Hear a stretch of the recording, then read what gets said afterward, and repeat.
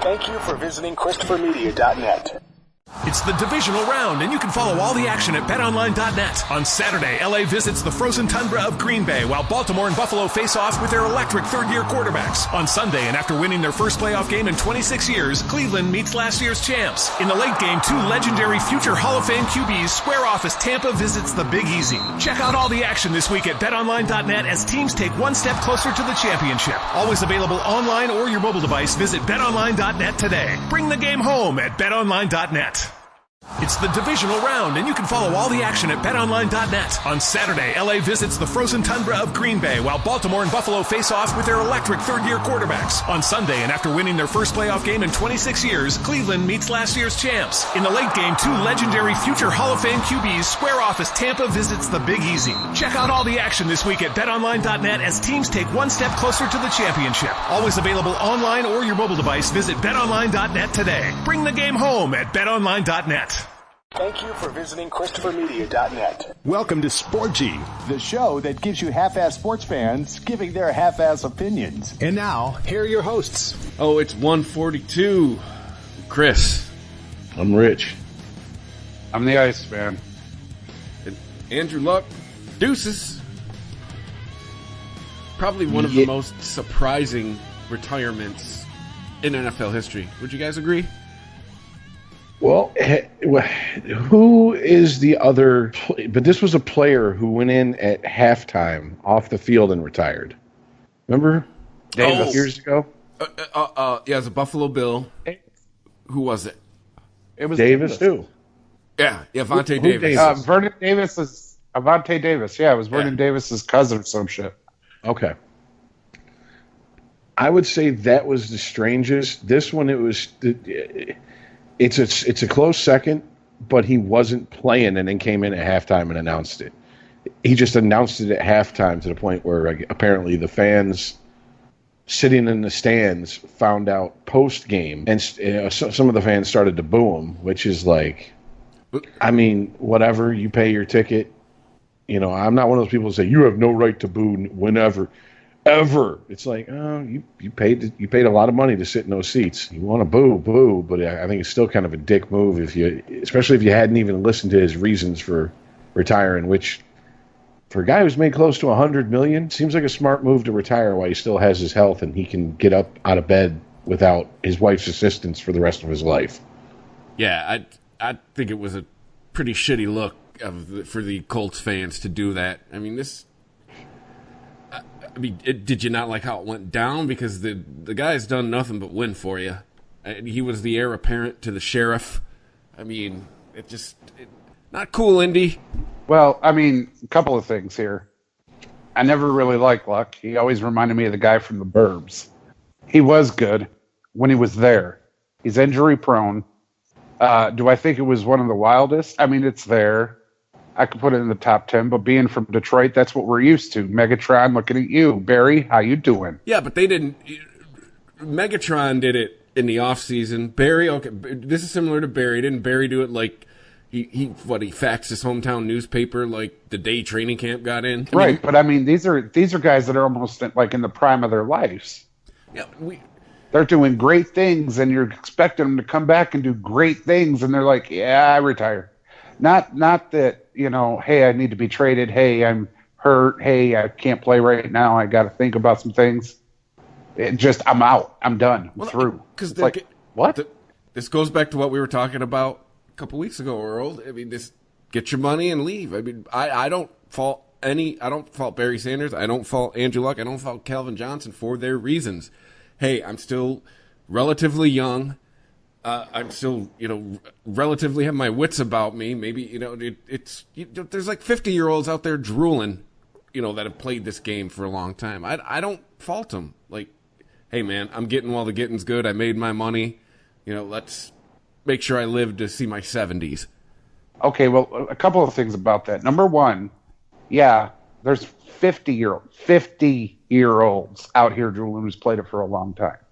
It's a different age today, man. I mean, huge changes have been implemented to the fact that even the most casual NFL fan is like, why? These guys are bitches. They're still getting hit. What are you talking about? They're still getting tackled. But you can't. No, you can't hit them like you used to. Yeah, but they're still getting. Come on, Earl. They're still getting hit in the fucking head every game. No, and if they do, it's a fine and some penalties, and you might sit out for 2 or 3 games. Not aiming for their head, but you know what I'm saying. Your brain's getting jostled around in your head. Your head's hitting that fucking turf or that field. You cannot honestly say that. What do you mean, kinda? Well, hold up. I swear to God, there's gonna next season they're gonna institute a pillow rule. Okay, well that's next season. Let's talk about right now. It's about Andrew Luck. Andrew Luck has had multiple injuries over the last handful of seasons. That from watching his retirement speech, I pretty much get the impression he's never been 100% healed back from those injuries, and he's been forcing himself to go out there, and it's making him miserable. Now, what do you want? You want a quarterback out there who can't play 100%, who's miserable, who's has a growing resentment against the game, the team, the fans, his teammates, because he feels like the only reason I'm out here doing this is because I don't want to let them down? Because that's not going to get you the results you want either. I'd rather him be a man, step up and say, look, my body can't take this. I can't go through this because I'm never coming back to 100% as long as I keep coming out here. Now, having said that, tinfoil hat time for me. Jim Irsay and the Colts didn't ask for their fucking signing bonus back of $26 million. Nope. They're leaving the door open. They let him walk with that, which to me is extending an olive branch saying, hey, if you do take a year off, you do rehab to 100%, you feel like you can give 100%, we're here.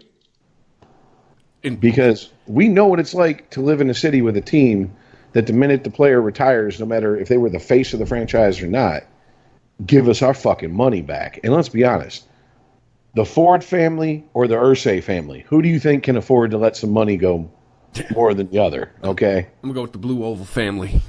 Yeah, just a little bit. The family that's related to the guy that invented, the car. The production line. Yeah. Now, I'm not saying that the fans don't have a right to be bummed and upset, but at the same time, as a fan, I mean, Mike Allstott retired in the middle of the season. That's my favorite football player ever. And he retired because he had 3 operations on his neck, 2 of which they inserted cadaver bones in his neck because he had no bones in his neck where it was supposed to be. They eroded away from the way he played. And if you've ever watched any of his highlight tapes, you know that motherfucker lowered his head and ran through people. That's how he made his money. That's a battering ram. There ain't no doubt. Can't say nothing bad about the man. You know, and I mean, it basically he was told, one good hit, whether you're hitting somebody or somebody hits you, your wife will be doing everything for you because you'll be paralyzed from the neck down. And he retired.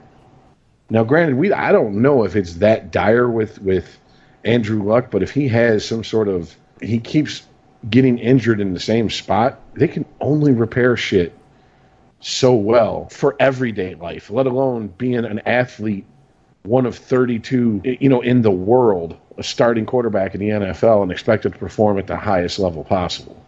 Yeah, and even brought it up in his speech, the cycle of, pain, rehab, repeat.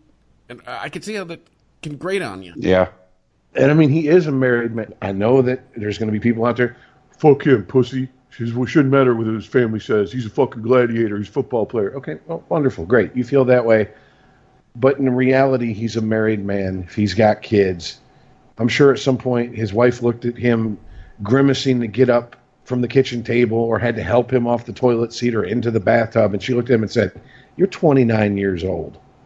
We got $100 million in the bank. I'm not doing this for the rest of my life till you die. All right. Well, how much fucking money do we need? Well, that's Go ahead, Ice.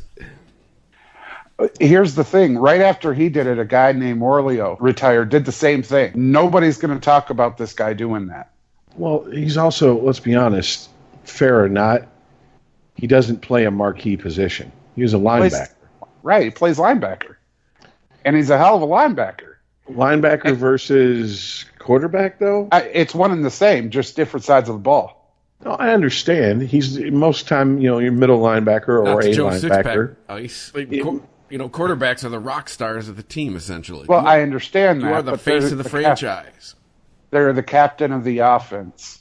If you were a defensive-minded person, the linebacker is the captain of the defense. Yeah, but not everyone is insanely into football like we are, Ice. No, I got you. I'm just saying he signed a contract with Baltimore Ravens and then retired on him. And my point is nobody's going to talk about this guy, even if Andrew Luck didn't retire. Because nobody's still going to talk.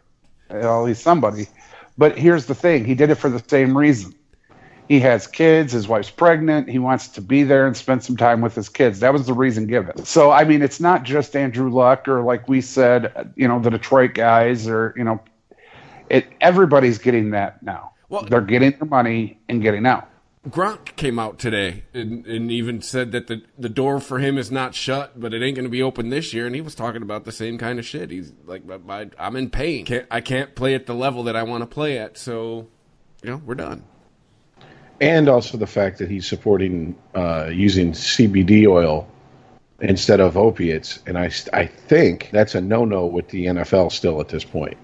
Oh, it's a no-no, period, if you're going public. If you're a public figure like that, you support opiates. You do not support natural health. That's the big no-no for anybody. Well, I'm not talking about some older NFL fan. Oh, these damn kids smoking their wacky CBD oil. I'm not talking about that. I'm talking about CBDs. and their Dan Fogelberg albums and Atari 2600. Oh, in my day, we were happy to finger fuck at a barn dance. It's just, but no, seriously, I'm just saying the league. Okay, I'm sorry. Go ahead.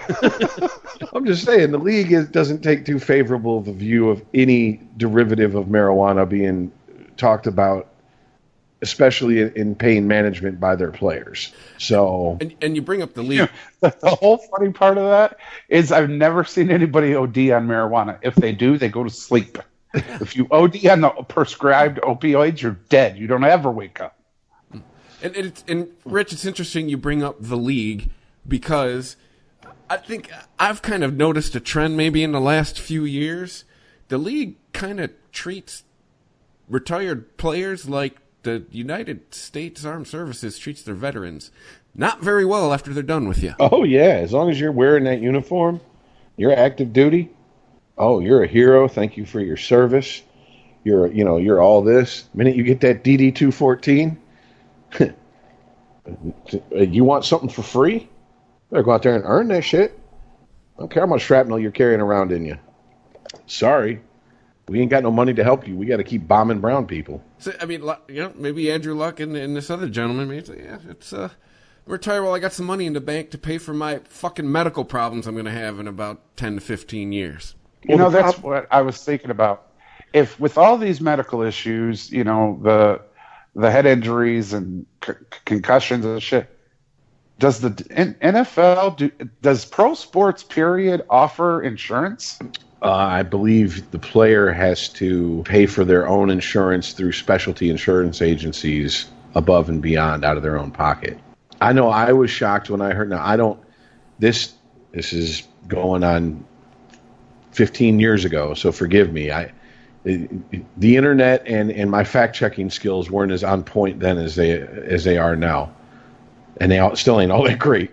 But when the lockout happened in hockey, when they came back, one of the things the players lost was dental. You play professional hockey for a professional hockey team in the NHL, and they don't cover your dental. Which means you take a puck in the mouth, spit 15 chiclets out, you go back into the locker room, the team doctor comes out, numbs you up, sews you up, sends you back out there, and you get a bill for it your next paycheck. That is insanity to me. Now, yeah, that's pretty much silly.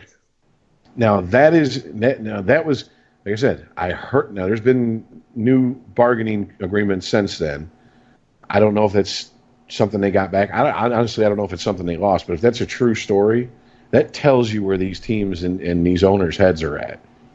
Like we want to squeeze every ounce of sport out of you, but we want to do it the cheapest way possible. And to be fair, that's not all teams.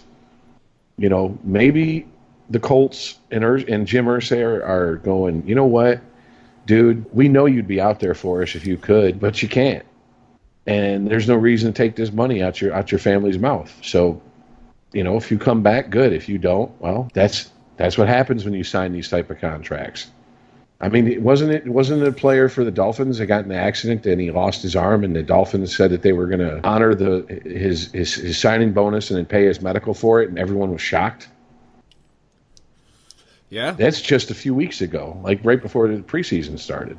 It's called taking care of your employees, but yeah, sure. I guess now it's going above and beyond. Yeah, the fact that it's like people are like, "Oh, I'm shocked by that." It's like, why would you be? You know what I'm saying? I mean, yeah.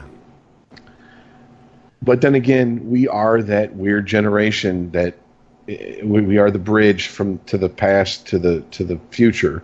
We remember at least our parents and maybe older brothers and sisters getting jobs, and when you got a job, it just seemed like if it was worth a shit, your first 90 days you were the bitch boy. You were the whipping boy. That was your time to take your fucking lumps. If you made it through, then you were hired in officially. You got the bump in pay, and then you started getting the benefits. Now it's like if you can find a place that wants to hire you full time, you're lucky. Yo, we'll give you 20 hours a week. The fuck's that gonna do? So, I don't know. Overall, I don't have a problem with him retiring. I don't have a problem with these players if they're. Who knows what's going on between their personal doctors and themselves? If they're walking into a doctor's office and their doctor's looking at them going, look, man, you know, Hippocratic Oath, I can't run out and tell everybody how fucked up you are, but I'm going to tell you this. You keep doing this shit, you're a couple hits away from being a fucking vegetable. Yeah. Or, you know, not being able to use your fucking arms and legs. I'm with you, man, because as much as I love football, I've always just thought about the same thing, and even too with when you watch hockey. You can't tell me that having your brain rattled around in your skull repeatedly doesn't do anything to you. You just can't. I'm not a brain surgeon. I'm not a doctor, but it just does not compute with me that having your brain just bouncing off the inside of your skull repeatedly just does not affect you. Chris, I want to know when you switch sides. What do you mean? I'd like football. I'm just saying. No, when we talked about CTE and shit, you were like, okay, but it's a risk they took. No, but that's the other part is they're aware. It's a choice. They're not indentured servants. They're not slaves. They can walk away at any time. But for the NFL to sit there and deny that shit doesn't that taking repeated blows to the head isn't going to affect you, to me that's intellectually dishonest. Well, that's like the NHL trying to say that more damage is done to players in fights than is done in the course of just an average game, even if there's not a fight. Okay, anyone who's been plastered against the boards going into the corner, you know, knows that's bullshit, because that happens pretty much every time the puck is dumped.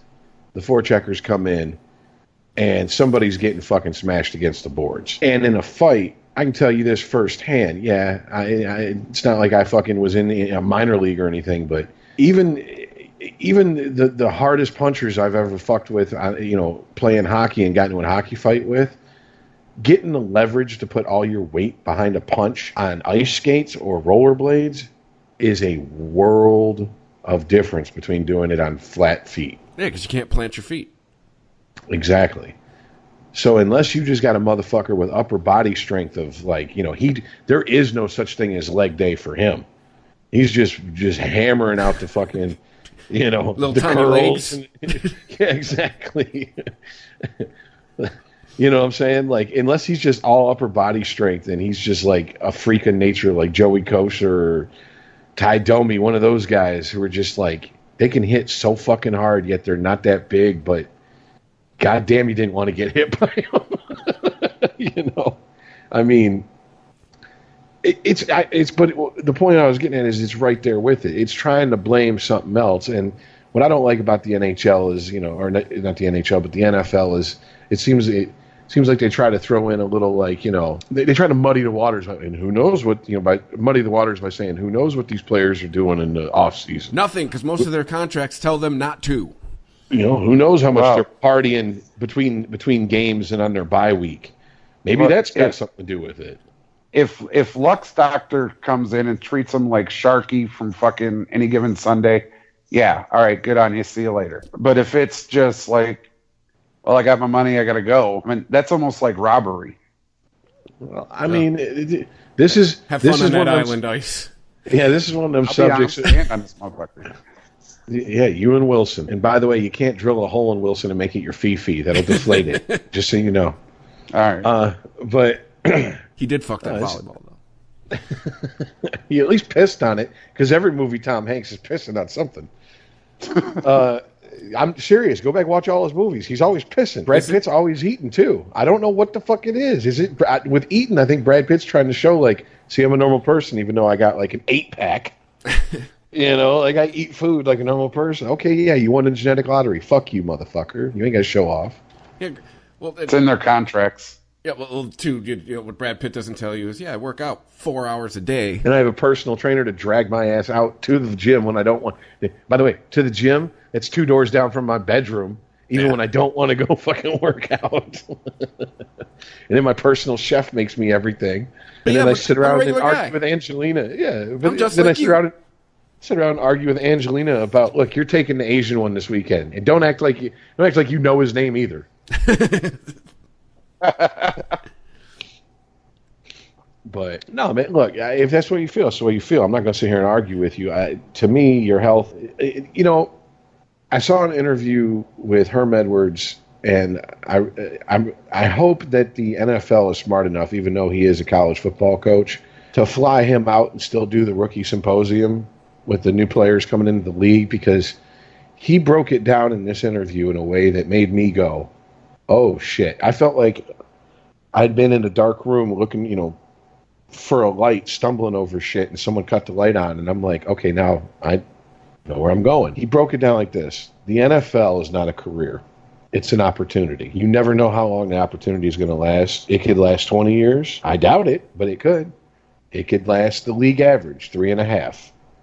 It could last 1 training camp. So you need to understand that this is not the end of your life when you stop playing football, but the beginning of your life. This is an extended childhood, essentially. You're getting paid to play a child's game as an adult, and it will come to an end, and you better know what the fuck you're going to do afterwards.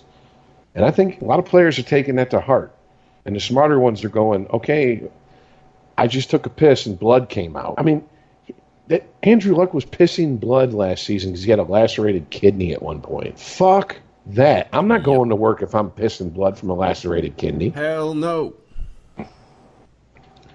And believe me, I've drank my share, Chris's share, Earl, your share, and any random 5 listeners' share of booze. I pissed blood before, okay, because my kidneys were like, check this out. We're not going to work for the rest of today. And I was like, well, okay, hopefully you'll come back tomorrow.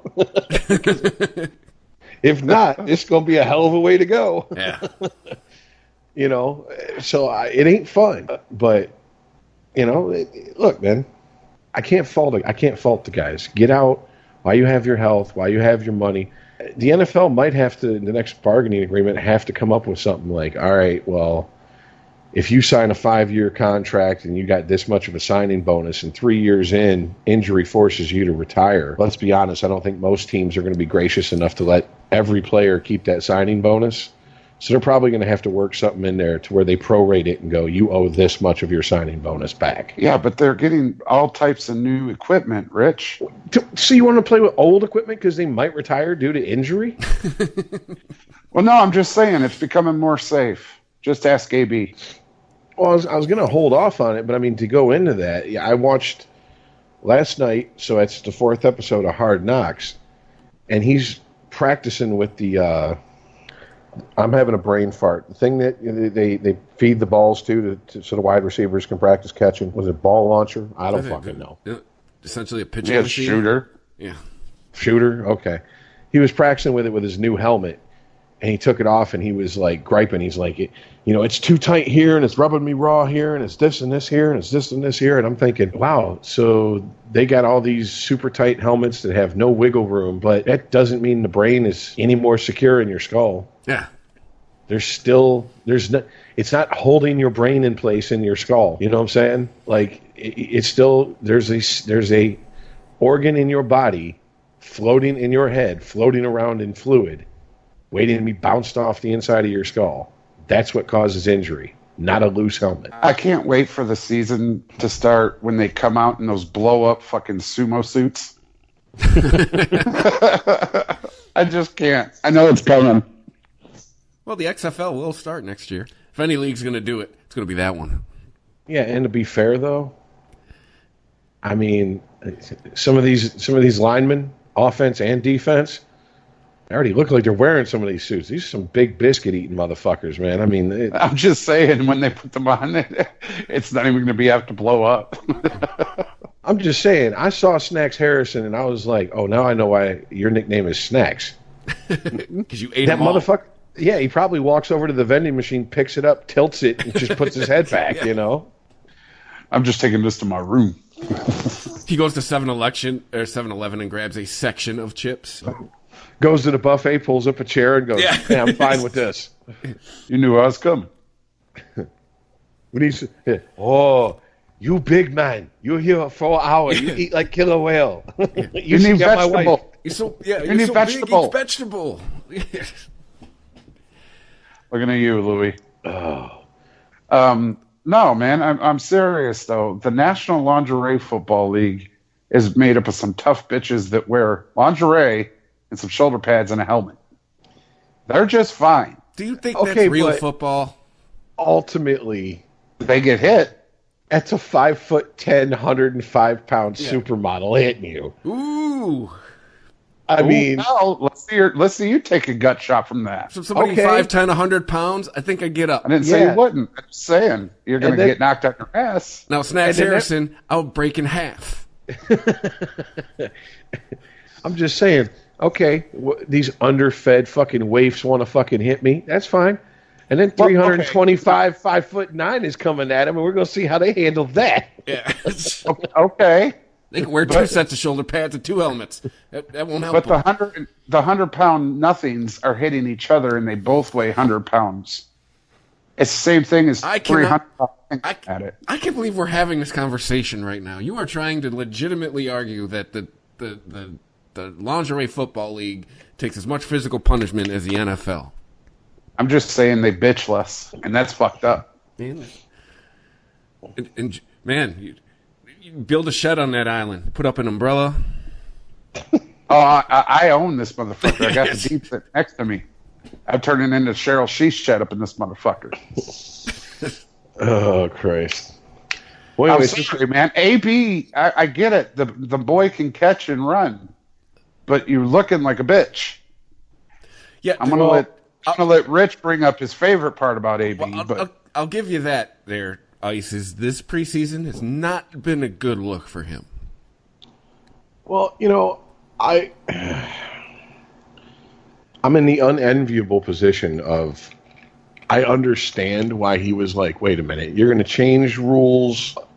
That means I have to wear a completely different helmet that I'm not fucking used to. It fucks with my peripheral vision. And he actually made an effort to find a helmet that would have fallen into their 10-year span. And they did make his model helmet that he's wanted for one of those years. And the NFL put the kibosh on it and basically said, okay, enough of this. All right. But aren't they the ones that told him if he could find a helmet from that time period, he could wear it? So they just changed the rule in the middle of it? Out to him as like a, well, good luck until he did, him or one of his people did some digging. It was like, yeah, we make those helmets. They made those helmets for a year in the last 10. You just got to find that 2011 version of that helmet. And what? And so They didn't and think they he were would? then they were like, oh man, fuck you. Like, enough. You know? we seriously, we were just we were going along with it. You know what I'm saying? We didn't You had expect you to pull this actually shit. find one. Yeah, and then start using Twitter to search for one. Sporgy. ChristopherMedia.net. It's the divisional round, and you can follow all the action at BetOnline.net. On Saturday, LA visits the frozen tundra of Green Bay, while Baltimore and Buffalo face off with their electric third-year quarterbacks. On Sunday, and after winning their first playoff game in 26 years, Cleveland meets last year's champs. In the late game, two legendary future Hall of Fame QBs square off as Tampa visits the Big Easy. Check out all the action this week at BetOnline.net as teams take one step closer to the championship. Always available online or your mobile device. Visit BetOnline.net today. Bring the game home at BetOnline.net. Imagine the greatest collection of real-life entertainment on the planet, all in one place. Go ahead. Dare to stream with Discovery Plus. Stream now. Stream what you love. It's the divisional round, and you can follow all the action at BetOnline.net. On Saturday, LA visits the frozen tundra of Green Bay, while Baltimore and Buffalo face off with their electric third-year quarterbacks. On Sunday, and after winning their first playoff game in 26 years, Cleveland meets last year's champs. In the late game, two legendary future Hall of Fame QBs square off as Tampa visits the Big Easy. Check out all the action this week at BetOnline.net as teams take one step closer to the championship. Always available online or your mobile device. Visit BetOnline.net today. Bring the game home at BetOnline.net. Discovery Plus is the greatest collection of real-life entertainment on the planet. 55,000 episodes from networks like TLC, HGTV, and tons more. Woohoo! Discovery Plus. Stream now. Stream what you love. ChristopherMedia.net. Sporgy. But, I understand you get comfortable with equipment. I absolutely get it, blah, blah, blah. That's how come a lot of leagues have grandfather laws. They used to. I mean, even in our lifetime, y'all remember Craig McTavish skating around with that white boy perm of his, no helmet, and it's like, even people who didn't watch hockey would be like, who's that one guy with no helmet? Did he lose his helmet? I'm like, he never had one. He is the last of a dying breed. He's grandfathered in. He does not have to wear a helmet. But times change. Where I got a problem is apparently he come out and threw the whole race deck into the situation by saying, well, the NFL's being racist because they won't let me use the helmet I want. And that's when I was like, okay, dude, I'm off your train now. Fuck you. You know, that motherfucking plane can crash into the side of the mountain at this point as far as I give a shit. Don't pull that shit. Tom Brady has bitched about they made him get rid of his old helmet. Tom Brady. Who the fuck are you compared to Tom Brady? Nobody. Sit down, shut up, put your new helmet on. And the race card only holds up if it's only you. It's the whole league, dude. Well, no, if it's people of his color. Yeah, but it's the whole league. It's everybody. Right. And like Rich just said, the number one guy in the league is Tom Brady. He had to do it. He's white. You know, and hey, I know we've done the math, but let's just say approximately 2,600 people in the NFL, they all have to adhere to the same rule. Racism? I don't see it. In fact, if you want to get right down to it, the league put up with your nonsense because I'm surprised that good old Herr Commissioner didn't come out and just say, you know what? How about you sit for 4 games if you want to keep this nonsense up? Well, let's be honest. You forget I'm Roger Goodell, motherfucker? If this was Kenny Galladay or Christian Kirk or fucking, someone who is not exactly a household name, this shit would have been killed immediately. And if it wasn't, you still wouldn't have heard about it. Yeah, that too. So it's what? Just play football, AB. Like, it's just the whole thing too with the showing up to training camp in the hot air balloon and all this nonsense. Play fucking football, dude. Well, I can tell you this. Having watched last night's episode of Hard Knocks, I'd never really seen a show that followed any of the Gruden coach teams like Hard Knocks has. He is Jimmy Johnson Jr. as far as the way he treats his team. There are 2 locker rooms on that team. There's one for unless you drop dead, you're going to start, and you're one of my stars bunch. And then there's a locker room for everybody else. And it seems like if you're a star, you're held to a looser standard. And I don't even know where to begin with that because I have never played an organized sport where there was one set of standards for whether it be the coaches, the kid is whether he deserved it or not, the star player, and the rest of us were just garbage, or him and his buddies were the stars and the rest of us were garbage, or just preferential treatment because someone's liked more. I've never been on a team where that works. That breeds discontent amongst people. Yeah, in my experience. I will play devil's advocate, though. You could argue that when you perform, you maybe earn that treatment a little bit if your performance dictates it. But I understand what you're saying. That it's called a team. You need a team atmosphere. You need team morale. Well, if you've ever seen the outtakes of the U, or even some of the documentaries they've done about Jimmy Johnson's time as head coach of Dallas, you'll see. I mean, clear as day. People were like, "Oh, we knew who the stars were." He made no bones about it. If Troy Aikman walked into a meeting 20 minutes late, nobody said anything to him. Same with Michael Irvin, Emmitt Smith. But lets you be the fucking long snapper and show up 10 minutes before the meeting instead of 15, you got a 10-minute ass chewing in front of the whole fucking team. But I could also see the coach saying, "Hey, you play like Michael Irvin? I'll treat you like Michael Irvin." Knitting a team together very strongly if that's how you go about things. Either... Well, you're not. I mean, to me, it's you handle it one of two ways. You chew the guy out, no matter who he is, in front of everybody, and that's just who you are. And so now everybody knows where they stand with the head coach. Or you're one of them people that go, "Hey, you asshole, coming in late. It's me and you after the meeting. Don't go too far." And then you move on with your shit. And you take them behind closed doors and say what you got to say to them. Oh, yeah. Praise you in can't public, have it. Reprimand in private. Yeah. But even besides that, to me, it's just you can't have, it's just David Carr coming in 20 minutes late. Okay. No problem. The long snapper is here. The kicker isn't here. We're about to start the meeting in 10 minutes. Oh, I know who's getting it. They're getting smoked when we get out on that fucking practice field. It's just not cool, man. I mean, I don't know. And I thought Gruden was. I knew he was called a player's coach, but to me, that's not a player's coach. Tony Dungy was a player's coach. Well, and also, you got to be careful who you're talking to like that, because they're right. If you divide them like that, it's terrible for the morale. However, let's not forget Tom Brady was a backup. He's a fucking GOAT. So if he had that mentality in that locker room, I mean, could you apologize enough?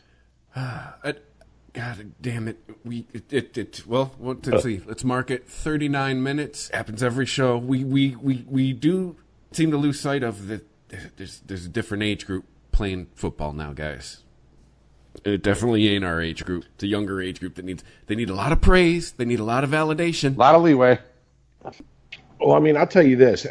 To me, it was fairly evident in last night's Hard Knocks. You saw at halftime. Well, first of all, it was the Raiders game where they had to play in Canada on an 80-yard field, and I can't remember who they played, but their opponent was like not happy, and Gruden was like, "Whatever, football's football. As long as these officials understand where the end zone starts, I don't give a shit. 7 points, 7 points. 6 points is 6 points.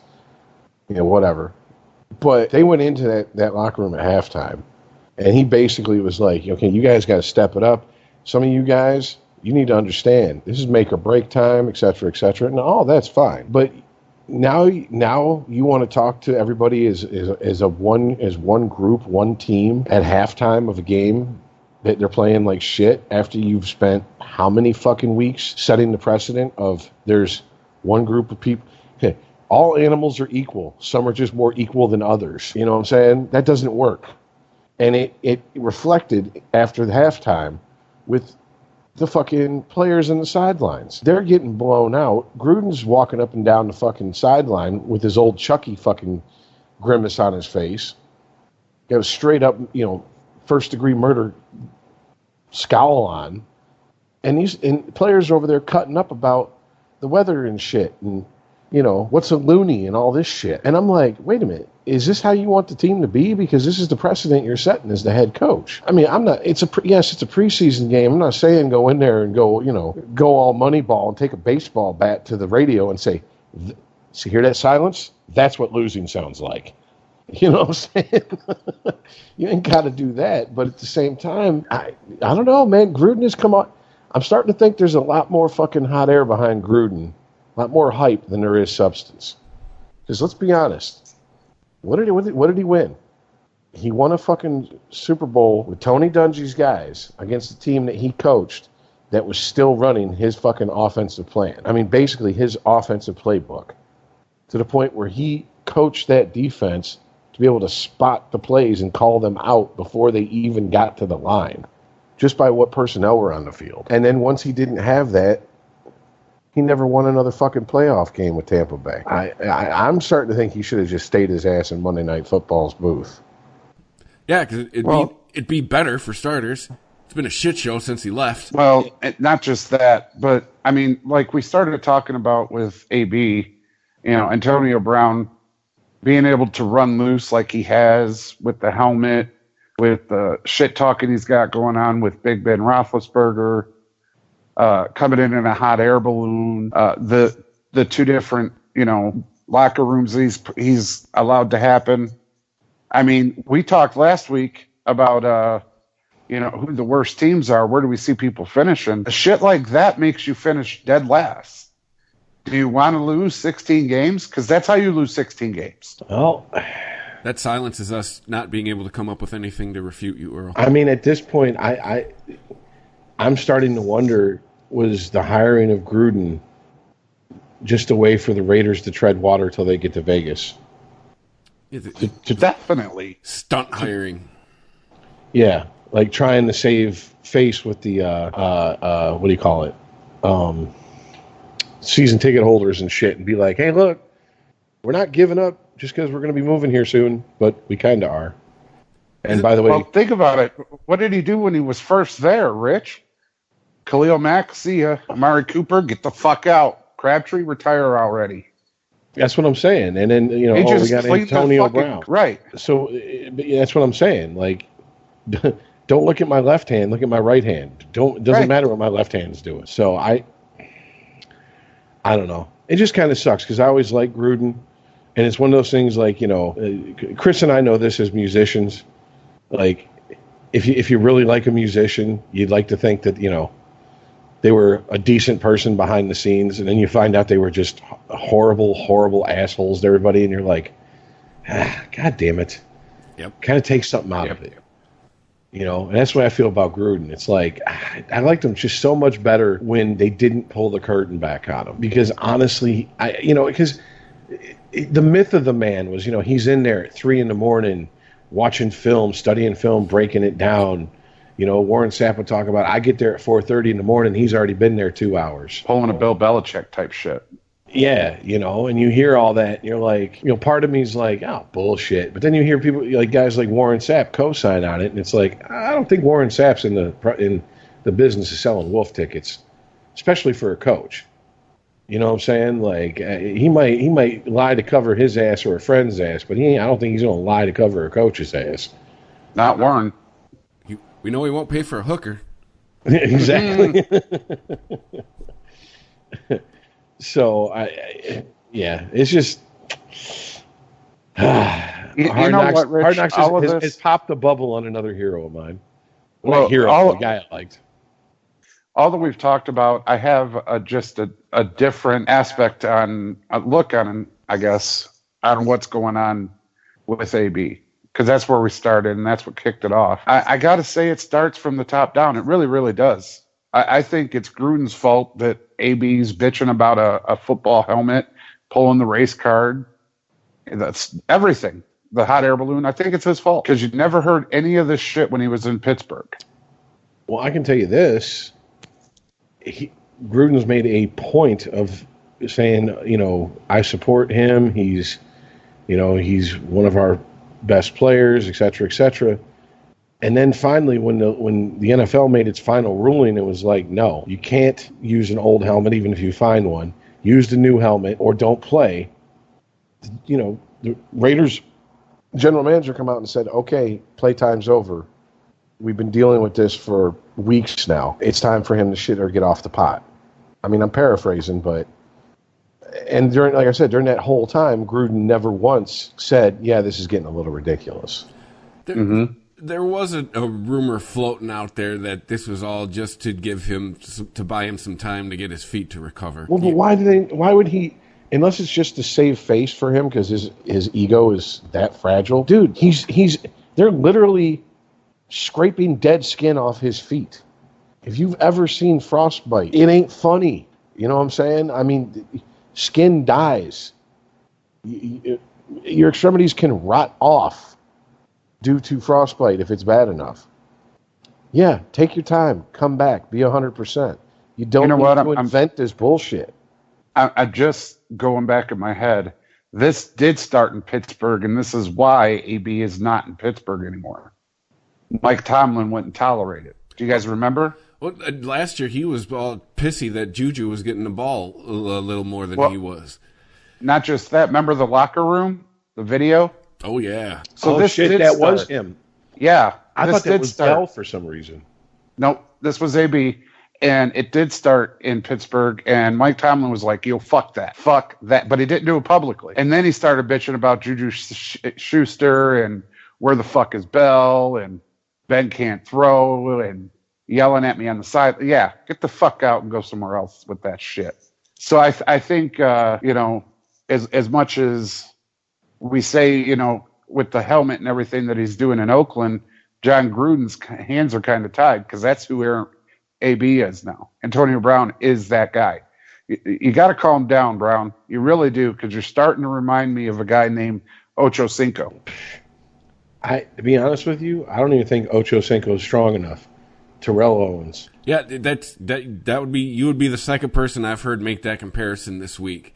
Is he? Well, yeah, he could end up like Terrell Owens, where the last half of his career he's on like 4 teams. Yeah, he's a combination of Terrell Owens and Ocho Cinco, where you're bitching because you don't get your way, and you're just doing outlandish shit to get some attention. Well, you know, and I hate to say this, but this is the league we're in. I mean, this is the league that the NFL has given us at this point. It works sometimes because Odell ain't in New York, and he's a lot happier to be in fucking Cleveland, which is the first time I've ever said that during this podcast about anybody. Yeah. In New York, God, that's scary. And New York just gave him a whole bunch of money, and he pieced out. Like, later, fuck you. But, I mean, remember all his antics with the kicking net? The kicking net, and then he proposed to it the next week. And yeah. But, again, oh, yeah. You know, he went and showed his ass, and he got rewarded for it. Okay, you don't want to be on this team? Later. Luckily, he got sent there instead of someplace like, I don't know. Detroit. Miami? Yeah. Go play for the Dolphins, asshole. Have fun. End your career just like Ocho Cinco did, on Hard Knocks being cut by the Dolphins. Ouch. That was horrible. I was like, oh, man. Like, dude, I remember watching it going, how many times have we ever seen raw footage of a former star player in the NFL's career coming to an end? And not by him retiring. Yeah, it was kind of sad. Like, by him being told, we don't want you, and neither does anybody else. You've cleared waivers. Bye-bye. Like, that's, yeah. Wow. That's kind of a heavy moment, I gotta admit. But as of right now, though, no player has amassed more receptions or receiving yards than Brown since he entered the league. So, I don't want to defend the man's behavior, but, I mean, you know, until his performance indicates otherwise, I think that's why you're maybe getting, you know, Gruden putting up with this shit. Like, have you seen the man play? I'll say this. He better be a fucking damn near a unicorn on the football field, because he is a 30-year-old wide receiver this season. Yeah. And that is the classic age for you've peaked and you're coming down the other side of the mountain. And if he doesn't put up the numbers that he's been putting up, and he brings this much bullshit, he's going to find himself fucking bouncing around from team to team. And end up in Miami talking about cleared waivers. Hey, he is from Miami. I'm just saying. He could end his career at home. Ocho Cuatro. Let's put it this way: cancers in the locker room. Once, like, if you can bring the pain to back up the bullshit, they'll put up with it. But eventually, your body won't let you bring that fucking hurt like you've been bringing it, and your bullshit wears thin. That's why I think right now, like with a player like Sue, he was given a 1-year shot in L.A. And I don't know if he was still, in his mind, the Sue of 2010, 11, 12, because he's not. But, you know, in his mind, maybe he is. And he went out there with that attitude, and they were like, yeah, it's been a nice 1-year tryout. We're going to go in a different direction. And what did he sign with Tampa Bay? A 1-year contract. I get the feeling that, like, that's what awaits Antonio Brown if he doesn't fucking put up those numbers. He's going to bounce around for a few 1-year contracts, and then he's going to have to fucking earn a spot on a team to be a fucking slot receiver, and then eventually he's going to be told to walk. Sue is a stopgap because they weren't planning on losing Gerald McCoy. Gerald McCoy is a bad motherfucker, dude. Flat out. Tampa Bay or no Tampa, I don't give a shit. That cat can play. No, absolutely. And once again, it's all rumors and shit. If the reason that he was allowed to leave for a division rival, the rumors I've heard, which is he was just too nice of a guy in the eyes of some people in the Tampa Bay franchise. Wait, so you have a guy who's a beast on the field and he's agreeable off the field? That's a problem? No, you're the problem as the franchise, not him. That's just my take on it. I don't need you to be fucking Charles Starkweather off the fucking field, but I need you to be a killer on the field. In fact, I'd rather you get off the field and go play with baby kittens and shit, you know, because at least then I know you ain't Pac-Man Jonesing it up somewhere in some strip club. You're not Ray Lewis. Yeah, how many bodies you got on you? What is it with Rays, man? Ray Caruth, Ray Lewis, Ray Rice. Damn, Ray. Yeah, knock it off, Ray. That's why the Lemonheads named that album. It's a shame about Ray.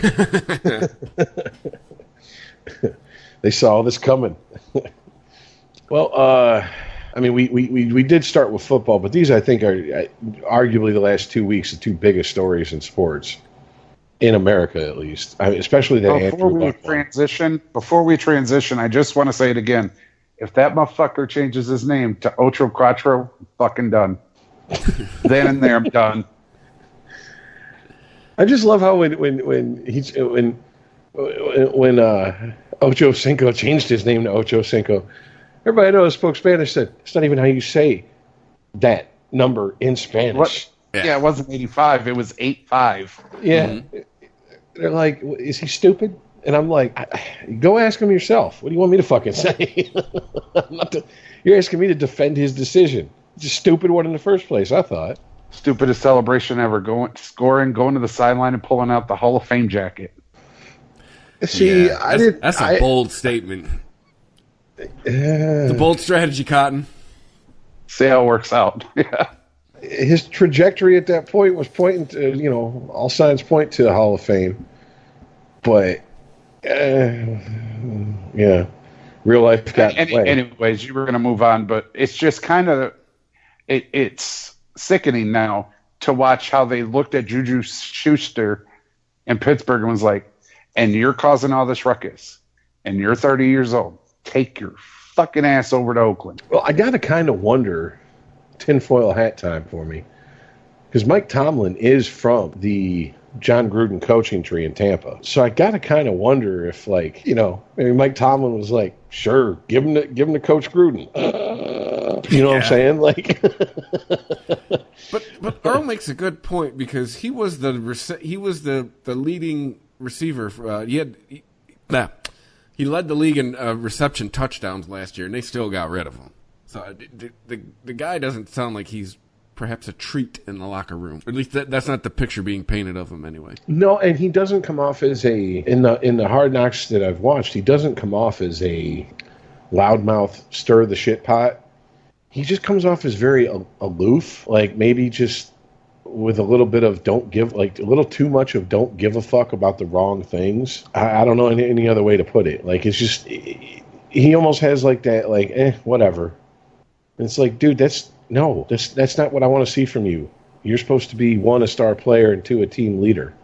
I'm Antonio Brown. Yeah, and it's like aloof and just kind of standoffish isn't the right word, but if you've watched it, you know what I'm talking about. You've seen his attitude, and I'm just like, really? That doesn't seem like an attitude of like a guy that really wants to get out there. I mean, because there's in former seasons of Hard Knocks, like the Texans season, they took J.J. Watt to task as, they said, oh, he made sure the camera crew saw him in his pre-team workout, and his post-team workout, solo workout. And it's like, okay, but what if that's genuine? And according to the other players, that's what he does. He's out there before most anybody else, and he's the last one off the field. To me, that's not a put on. That's just a guy with that good of a work ethic. Now, this is the opposite of it. Now you have a guy whose attitude is like, and he's shrugging his shoulders and walking away from people. And it's like, is that any better? And let's be honest, too. He hasn't really... Has he practiced for what, like a week? Yeah. Season's 8 days away from the time we're recording this. You want to go out like Des Bryant, buddy? I don't think he's... in fact, I'm almost 100% sure he hasn't put any game time in whatsoever. I don't even know if he's even suited up. And I mean, in practice, it's been a lot of when the cameras focus on him, it's him and a handful of other guys tossing the ball around, or him getting running routes by himself with no defenders out there, and then like a trainer throwing him the ball and going, okay, how your feet feeling? Feel like you can make a cut, and you got blah blah blah blah blah. So that's not practice. That seems almost like half-ass rehab. Mm-hmm. Well, see, hey, you got to take it from Detroit here. If you're not in game shape, you're going to get fucked up. Detroit's lost a lot of good people. Define good. Middle linebacker, Jared Davis. See ya. Yeah, but wait a minute. Wasn't it just a high ankle sprain? No, it was knee. I think that he's going to go have surgery. Who's the other one that had the high ankle sprain on the defense last game? Don't know. Someone who won't be on the team the next time we record. Well, the way Dan Dickerson, and because I was listening to the game on the radio, the way Dan Dickerson and Lomas Brown was acting, you'd think someone just picked up Matthew Stafford and broke him in half over his knee. And I was like, I don't even know this guy. Who is this guy? Is he that important? Like, if he's that important, what the fuck is he doing out there? You do know this doesn't count, right? But, yeah, I don't know. Sporgy. ChristopherMedia.net. Look in your home. Look in your office. Look in your home office. Everywhere you turn, there's so much smart. At Capella University, we think education should be smart, too. Our game-changing FlexPath format puts you in control of your master's degree, so you can learn how, when, and where you want. Smart, huh? Yeah, we think so, too. So if you want to take the next step in your career, make Capella your first step. Visit capella.edu to learn more. Capella University. Don't just learn smarter. Imagine the greatest collection of real-life entertainment on the planet, all in one place. Go ahead. Dare to stream with Discovery Plus. 55,000 episodes from networks like TLC, HGTV, Food Network, and more. If you can dream it, you can stream it. See what I did there? Discovery Plus. Stream now. Stream what you love. It's the divisional round, and you can follow all the action at BetOnline.net. On Saturday, LA visits the frozen tundra of Green Bay, while Baltimore and Buffalo face off with their electric third-year quarterbacks. On Sunday, and after winning their first playoff game in 26 years, Cleveland meets last year's champs. In the late game, two legendary future Hall of Fame QBs square off as Tampa visits the Big Easy. Check out all the action this week at BetOnline.net as teams take one step closer to the championship. Always available online or your mobile device. Visit BetOnline.net today. Bring the game home at BetOnline.net. It's the divisional round, and you can follow all the action at BetOnline.net. On Saturday, LA visits the frozen tundra of Green Bay, while Baltimore and Buffalo face off with their electric third-year quarterbacks. On Sunday, and after winning their first playoff game in 26 years, Cleveland meets last year's champs. In the late game, two legendary future Hall of Fame QBs square off as Tampa visits the Big Easy. Check out all the action this week at BetOnline.net as teams take one step closer to the championship. Always available online or your mobile device. Visit BetOnline.net today. Bring the game home at BetOnline.net. ChristopherMedia.net. Sporgy. Well, anyways, we will definitely come back to football because that's what the fuck we do. But I wanted to switch gears because there's kind of I don't know if this is how national this story is, but it has some implications here in Detroit. But it's not with a player who's in Detroit anymore. And that's this beef between Justin Verlander and, what's the beat writer's name? Anthony Fennick. Fennick, yeah. He's from what? The Free Press or the News? Free Press. Free Press. So I'm going to turn it over to you because you seem to have a little bit better grasp on the details than I do. It's a sports writer, Anthony Fennick. JV didn't want him, I think, what was it, about a week ago? He wanted him banned from the locker room, and apparently it was all over his quote-unquote ethical behavior. And when the details came out, it really all stems from... There was an off-the-record conversation that JV was having with him and a couple other guys, and he referenced it on Twitter. So after that, JV just wants no part of this guy. And then there's been a back and forth of JV tried to contact the Free Press, and they're saying we didn't check our email, which I wonder why newspapers are failing. But yeah, it sounds like both sides are kind of to blame in this thing. But if it's really all about like. You publish an off-the-record conversation, I mean, there's a code of journalistic ethics, and you kind of broke it. And the other thing, too, that people have been bringing up is this might have just been a way to maybe have a story about the Tigers in Detroit that doesn't involve them being the worst team in baseball at the moment. Because this guy's been banned from the clubhouse since May. So this didn't just happen. The Tigers clubhouse? Yeah, or not the Tigers, but Houston. He's been banned from talking to Verlander since May. So this didn't just happen. Damn. Yeah, but aren't you guys the ones that said Specs Howard's taught you there's always a hot mic? Yeah, but also you're also taught that there's on the record and off the record. Off the record, you are not. That means do not publish this. Right, but what if the comment or the words off the record was never said, and you're just supposed to assume? That's not the case in this case. He was instructed that this conversation was off the record. It was after their interview was over. Yeah, if you're talking to someone and it's supposed to be quote unquote off the record, they're supposed to stop recording, stop taking notes, and what's said there stays there. But I mean, well, if it's with a guy that you've been having problems with since May, why on earth would you trust him to be off the record? Well, no, that's when this incident happened in May. That's when this all started. Oh. But it's just now in August for some reason coming to light. But it's been going. This whole thing started back earlier in the season, which, like I said, JP's getting thrown out of baseball games and shit. Well, I mean, all bullshit aside about off the record, on the record, doesn't this just basically tell us where we're at with sports journalism these days compared to sports journalism 40 plus years ago? Oh, because yeah. I mean, you had beat writers who traveled, partied, and drank with those guys, in various sports, and saw all the bullshit, all the cheating on the wives, and the drug use, and the fights, and everything else that happens, and never once reported on it. I mean, couldn't, though. I mean, They couldn't. Well, here's the thing.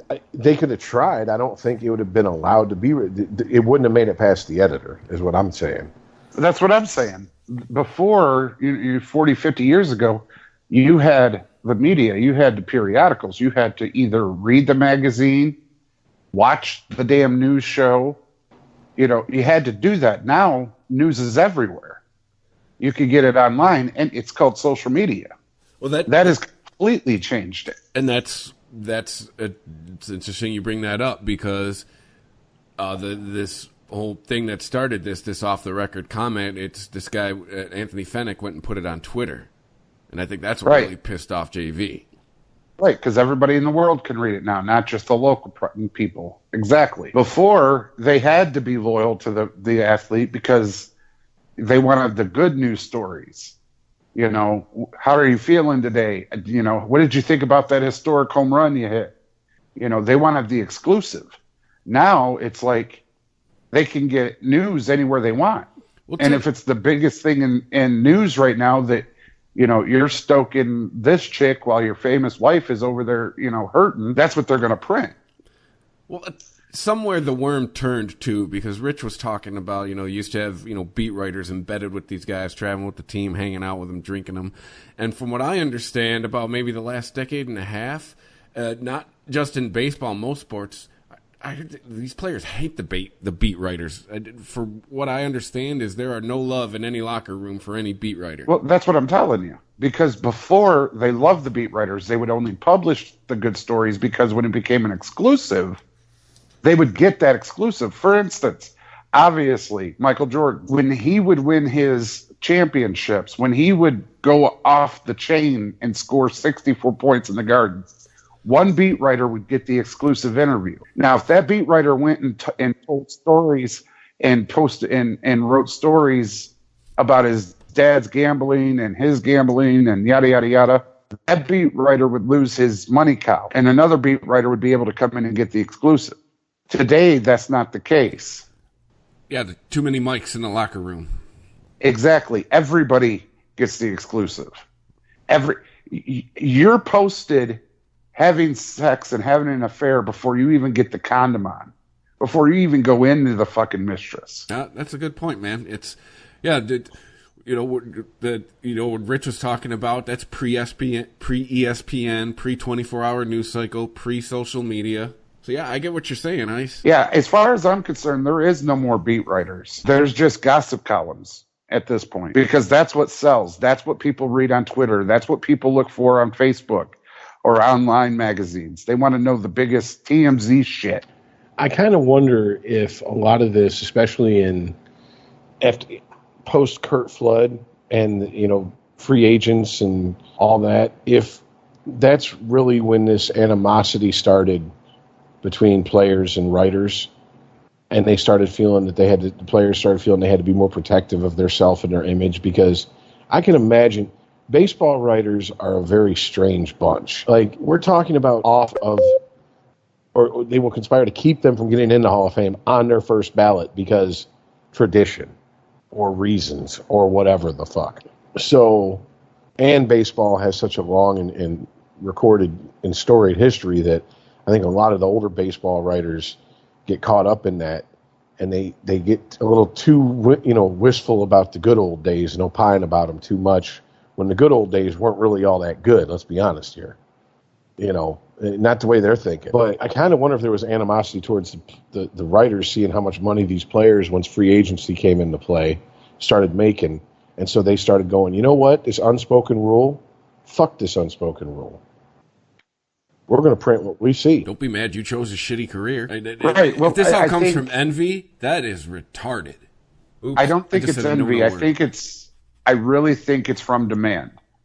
People want to know that these superstars are human, and maybe even more so than the people that are reading the column. Because back in the day of the beat writer, when Justin Verlander went and won a title with Houston and not Detroit, that one beat writer that followed him his whole career would get that exclusive. Today, everybody had it. There was no exclusive. So if the best way to get your people to read your column is to print what was quote unquote off the record, motherfucker, I'm printing it. Oh, I can't be by you no more? That's all right. I'll go get Kershaw. Well, the problem with that is that you start doing that shit, you won't eventually. Yeah, you won't have no a job one will anymore. talk to you. Yeah. No one will talk to you. Right, but your mic's still on in the clubhouse. Yeah, but you won't Okay, have but what's your- you won't have a mic to hold anymore, is what Rich is saying. You won't be allowed in any clubhouse with any microphone. If you're a beat writer who can't get a story out of the people who you cover on your beat, you won't be a beat writer there for very long. And if I'm the And Detroit, bad news travels quick, believe me. and if I'm the Detroit Free Press, and especially we're talking about newspaper here, Earl, something that's probably going to be gone in 20 years. You know, It's already online. yeah. You might want one of your beat writers to, I don't know, have access to the most dominant pitcher in the league right now. Oh, yeah. I mean, if I'm his boss, that's a problem to me. But the Free Press stood by him, and I don't understand that. As much as us, even us three, cover all sports, how often do we talk about the good in sports? Seriously. When there's good, we talk about it. But it's very few and far between that we come on and have some good news to talk about. We always talk about the shit show that is sports because that's the demand from sports fans right now. I mean, even the most dedicated, most decorated people in sports, Tiger Woods, what is he known for? Banging waffle waitresses. Having sex with waitresses. Has nothing to do that he revolutionized the game. He changed it completely. Won title after title after title. Nothing. I saw a meme the other day. It said, sinking putts and banging sluts. Right. So there is no, good news to talk about in sports. Even when it's getting into the playoffs and it's getting tight, you hear, the Yankees are going to go to the playoffs and they're looking strong. But then they turn to the bad part. And, oh, my God, the Royals suck. And how terrible is Detroit? What's going to happen to them? Hey, man, if it bleeds, it leads. Oh, exactly. Yeah. So the fact that with social media and the demand from the public is I want to know that these motherfuckers are human and have a bad day, more and more often you get beat writers delivering the bad stories instead of the greatness of sports. Well, and that's why they all hate you now, beat writers. Right. Even on Hard Knocks, they show, a different side of Gruden that's killed Rich's persona of him. Well, I don't think necessarily I don't know. To be honest with you, I don't know if I ever really wanted to hang out with John Gruden, but he seemed like the type of guy that was like, no bullshit. And then it's like, that's all, wait a minute. If I'm watching, and if this is what this man is, he's all bullshit. Bullshit isn't getting... whatever. That's it. I already said what I had to say about that. It's just. But I'm just saying, it always shows the bad part. I'm watching ESPN right now. Serena Williams, even though she's withdrawn from so many different tournaments, has just advanced to the third round of the U.S. Open. It's hard to think you got a thing for Serena Williams. You love to bring her up, man. Man, I do. I absolutely have a thing for Serena Williams. I've had it for a long fucking time. Anyway, I can't tell if she's an ugly lady or a pretty monster. Exactly. But they spent all of a minute saying, yeah, she did her due and went to the third round. Now, anytime this chick ever fucking withdraws from a tournament, we're going to spend 10 to 20 minutes talking about how the sun is set and the children have ruined it and she's no longer what she used to be. And that's just the way of sports now, man. Flat and plain. Sorry that Justin Verlander fell victim, but it is what it is. No, man, that's not cool. What that writer did is not cool. It never is. Well, then he deserved what he did. Then he deserves his punishment because that's Rich knows that's not a rule you break. Yeah, I mean, there's always going to be, AKA Earl, people that are going to go, yeah, you can. Of course you can. Just like you can go out and say anything you fucking want. That does not protect you from the backlash from it, though. And the backlash proved that it was off the record. Where's the tape that said it was off the record? There is no tape because that's what off the record is. Here is the point I'm going to make, and if you don't agree with it, then you just don't agree with it. There's no point in sitting here going back and forth for 30 minutes on it. Verlander said it's off the record. There's his proof. If this writer does this just to Verlander, he'll probably be fine. But Verlander's put it out there, and believe me, sports is a small world, and bad news travels fast. And, oh yeah, just because I can't talk to Verlander, fine, I'm going to go talk to Kershaw. Okay, except for what if Kershaw's like, nah, you're that writer that don't know how to keep his mouth shut about off-the-record shit. I ain't talking to you. Now who you going to go talk to? See, that's the problem. That has nothing to do with his boss, nothing. That has to do with he's lost the trust of a high-profile player. It's his word against that player. Who do you think players are going to believe for the most part? The player. Exactly. Which is going to make his job that much harder to do. Now, he could go full bad guy if he's capable of doing it, and someone will stick a camera in his face. He can go Rob Parker. He can go Drew. Was it Drew Smart? Was it Drew Sharp? Shit. Sharp. Excuse me. Drew Sharp was despised, along with Rob Parker, in this town by almost every professional team because they never had anything good to say, and all they did was talk shit about the players and the managers and the coaches and the ownership and everything and the fans. And it doesn't. Yeah, you don't get much access when you get that reputation. You become a talking head talking about sports stories that you can't get. That's how come Rob Parker always has to, rely on his moles and his close, warm, personal friends, et cetera, because they know I'm going to talk to Rob Parker. They know how he'll do. He does motherfuckers dirty. I remember opening day 2005. Dimitri Young hit 3 home runs against the Royals. Comerica Park was rocking. I was there. The next day, he went on 97.1 and shit all over the Detroit Tigers. And that was pretty much the end of him in the afternoon. Parker and the man didn't last long here in Detroit after that. Like, you can't even say something good about the Tigers for one fucking day, dude. I mean, history proved him right. But I hear what you're saying.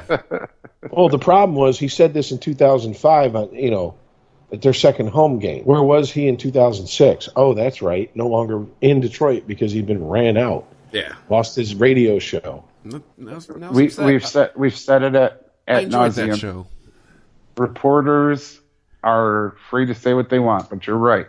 100% does not protect you from the backlash. Yeah. I miss in the morning looking at you. Anybody. I mean, you don't even have to be in sports. We live in a world where if you did something 40 years ago, someone can dig up. That's it. You're done. You're never given the benefit of the doubt that, you could change or you could have a change of heart about an issue. Nope. You were against gay marriage 40 years ago. That means you're canceled. A certain group of people, you're canceled. Yep. Real quick, either of you guys see the new Dave Chappelle special yet? Only what I heard on a different podcast. Yes. It's great. He tees off on the cancel culture. It's awesome. Well, I did hear the part where he said, where he's describing somebody who sounds like an asshole, and he goes, "Can anybody guess who this person is?" Yeah, it's you. He says, "I'm gonna do impressions." He goes, "Duh, if you've ever done anything wrong and I find out about it, that who am I?" He's mocking the audience for like 10 seconds, and they're laughing at him. They still laughed even after he told the punchline. Yeah, he said, "Y'all are the worst bunch of people I've ever tried to entertain in my life." Oh, God, I love comedians who get up there and just go, "I don't give a fuck." Oh, he does. Seriously. He gives no fucks in this special. He's been getting a lot of shit for it, too, but it is hilarious. But anyway, sports. This, real quick, this might be podcasting for two, but I do have to ask this. Does he go as hard at the audience as Stanhope did in No Refunds when he went against the New York audience and told them how bad they suck? I wouldn't say he went hard, but I mean, he went at him. Okay. Because, when Stanhope got up there in New York and was like, "You people suck. Your city sucks. Your sports, fuck the Yankees. How could you be a Yankees fan? It's like going to a casino and rooting for the house." Fuck you. The crowd was like, "Yay!" And I'm like, "Holy shit."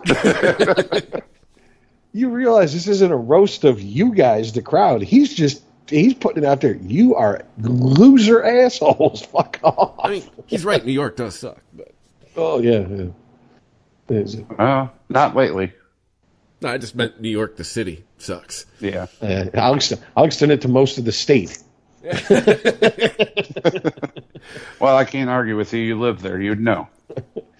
All right. Anyways. All right. So,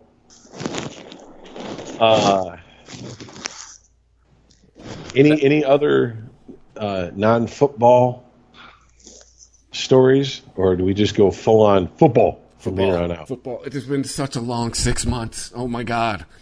Especially that's the thing is, if the Tigers are all right, it's fine. But it has just been.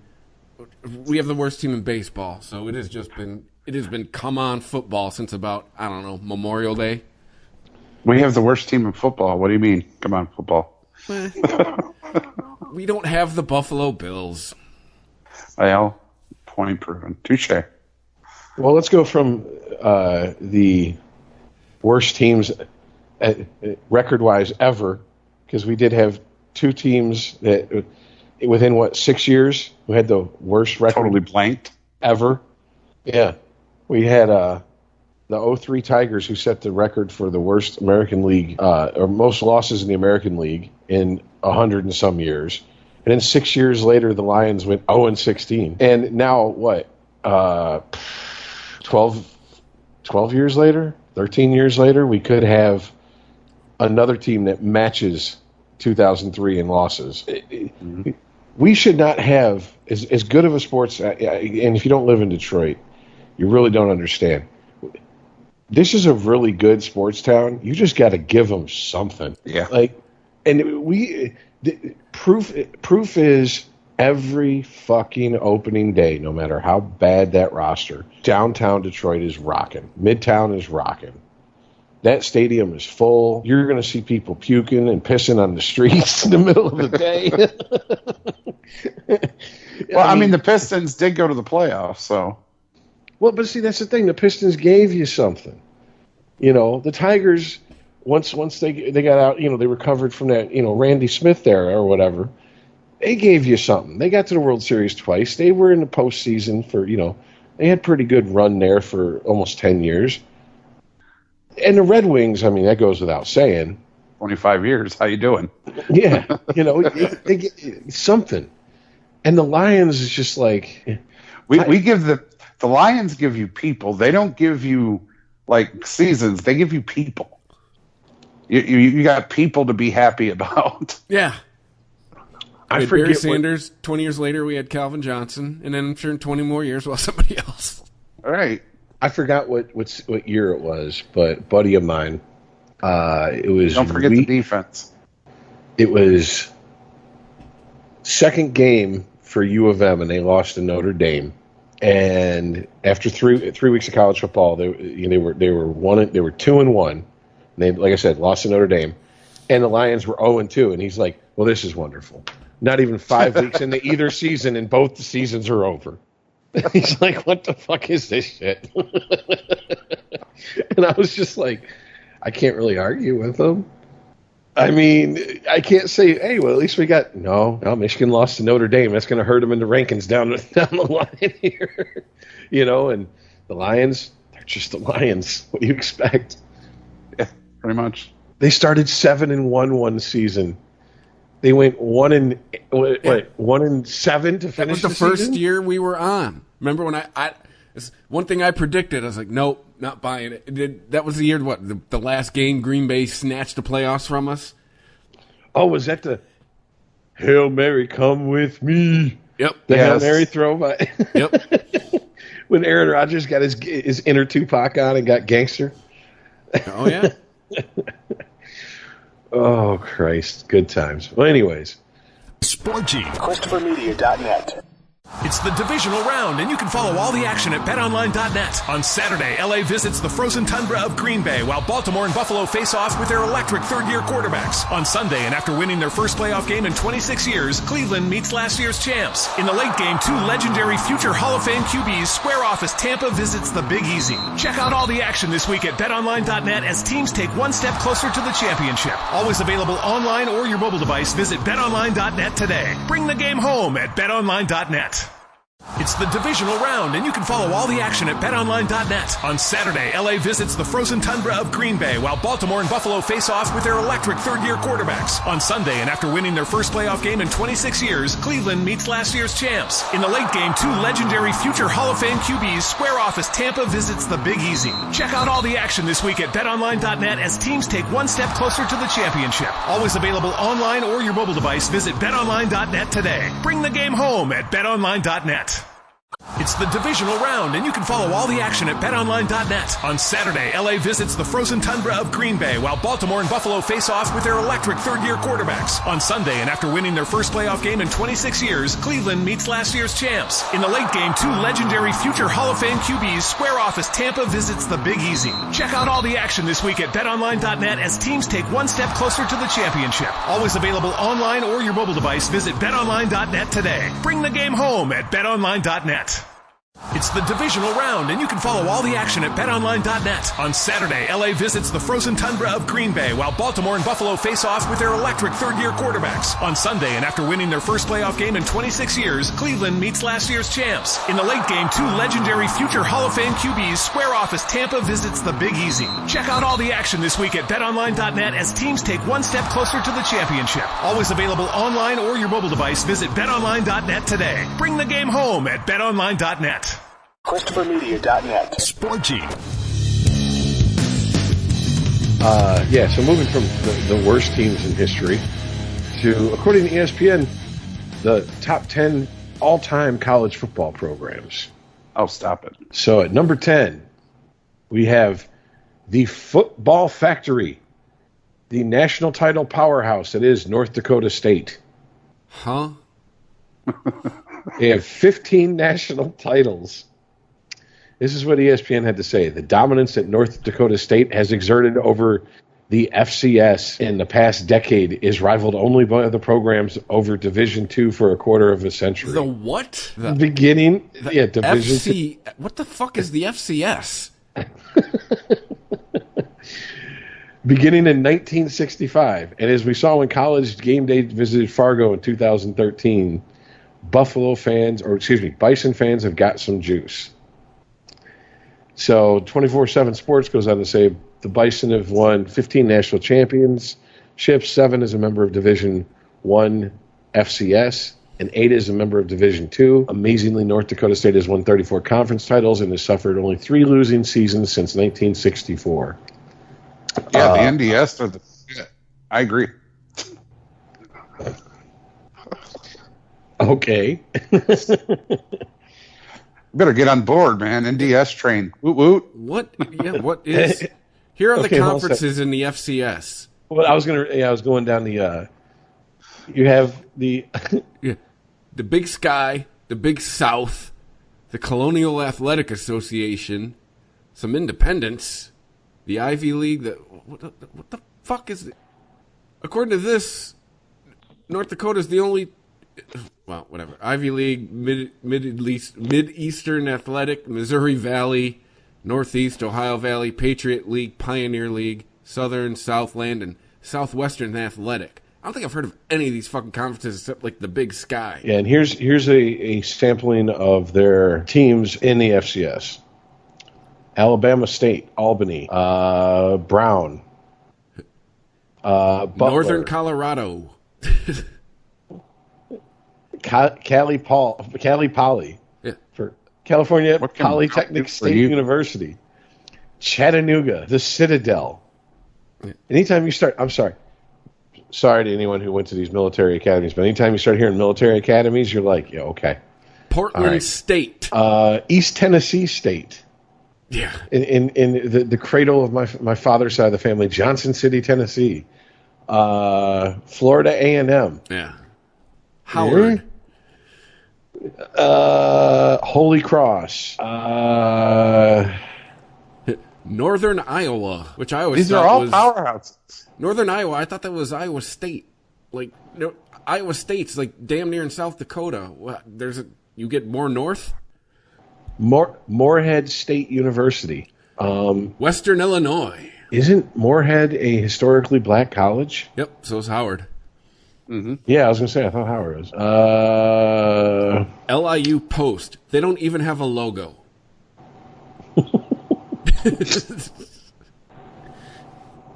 Yeah, I mean, just, okay. These are all powerhouses. Why are you guys so shocked? NDS, I'm telling you. Get on board. VMI, Virginia Military Institute. They have a football team? Yeah. Like, I know, by the way, I'm going to goof on Yale, but they might be coming up here in a minute. Yeah. But it's like, really, just stop it. They march to a different beat, I'm telling you. All right, so moving on. Number 9, with 4 national titles, Texas. ESPN says the good times have been very good. The 1940s under Dana X. Bible, the 60s under Darrell K. Royal, the 2000s under Mac Brown, not to mention, as there were a category for mascot and fight song, the Horns would get points for those too. Welcome Horns, baby. 24/7 Sports goes on to say, how many college football programs have had 2 head coaches win at least 150 games? Very few.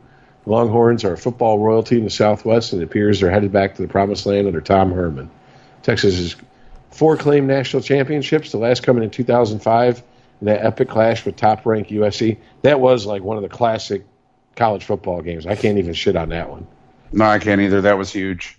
That was, yeah. Many believe Brown would have won a second in Austin had Colt McCoy not suffered an injury in the final versus Alabama in 2009. By the way, if you're going to be a quarterback at Texas, could you have a better name than Colt McCoy? Colt McCoy? No. That sounds like a Hollywood name given to like seriously. Fucking our starting quarterback, Dirk Diggler. You know what I'm saying? It does sound like it's a Colt McCoy and Dirk Diggler in. Ride 'em, hook 'em, Horns, Cowboys. Edward Penis Hands. Yeah. Now, Colt McCoy is a good name for a quarterback. It's just as good as Kerryon Johnson is for a running back. I know. Carry on, Johnson. Well done. Are you I going to check that, or are you going to carry that Johnson on? I had to wonder if someone in his family was a Kansas fan. You know what I'm saying? Just like, what are we going to name him? Carry on my wayward son. Hey, go carry on.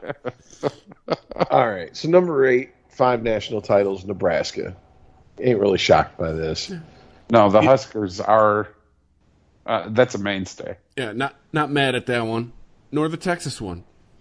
This next one, though, since we're talking shelf life here, number 7 with 18 national titles, the football powerhouse known as Yale. See, this is the point in the show with this list that we go, come on, man. So ESPN says, yeah, Yale. Park your recency bias at the curb for just a moment. Consider that for the first 50 years of college football, the sport's dominant power resided in New Haven. No wonder Yale's in the top 10. Walter Camp, the father of American football, played here. And yes, he made up the rules as he went along. So that's why they're in there. Yale's where football was invented, right? Sure. No, Rich just read it. It reminded me of it. Yale is where football was invented. Unfortunately. No, I didn't dispute that. What I was saying is why they're on this list. Yeah. Well, 24/7 Sports says Yale has won only 1 league title since 1980, and that came during the 1917 season under Tony Reno, who is now entering the 7th campaign of the program. But like most college football programs, the game of the year comes at the end of the season versus Harvard, and seasons are always labeled as successful if Yale prevails. Yale leads 67-68-8 all-time versus its rival, and that includes Harvard's record 9-year win streak from 2007 to 2015. See, I can't think of a less desired tailgate for me to be at than the Yale-Harvard game. I mean, unless these fucks are getting some really good drugs that I don't know about, I would rather tailgate a Lions game. And if you've ever tried to tailgate at Ford Field, you know how weak of a tailgate that is. That is pathetic. But I'd still rather do that than hang out with a bunch of fucking eggheads from Yale and Harvard. Yeah, their tailgate consists of beakers and Bunsen burners. Check out what I concocted. You're going to love this taste. If you'd like to play beer pong, you have to count back from 1,000 using only prime numbers.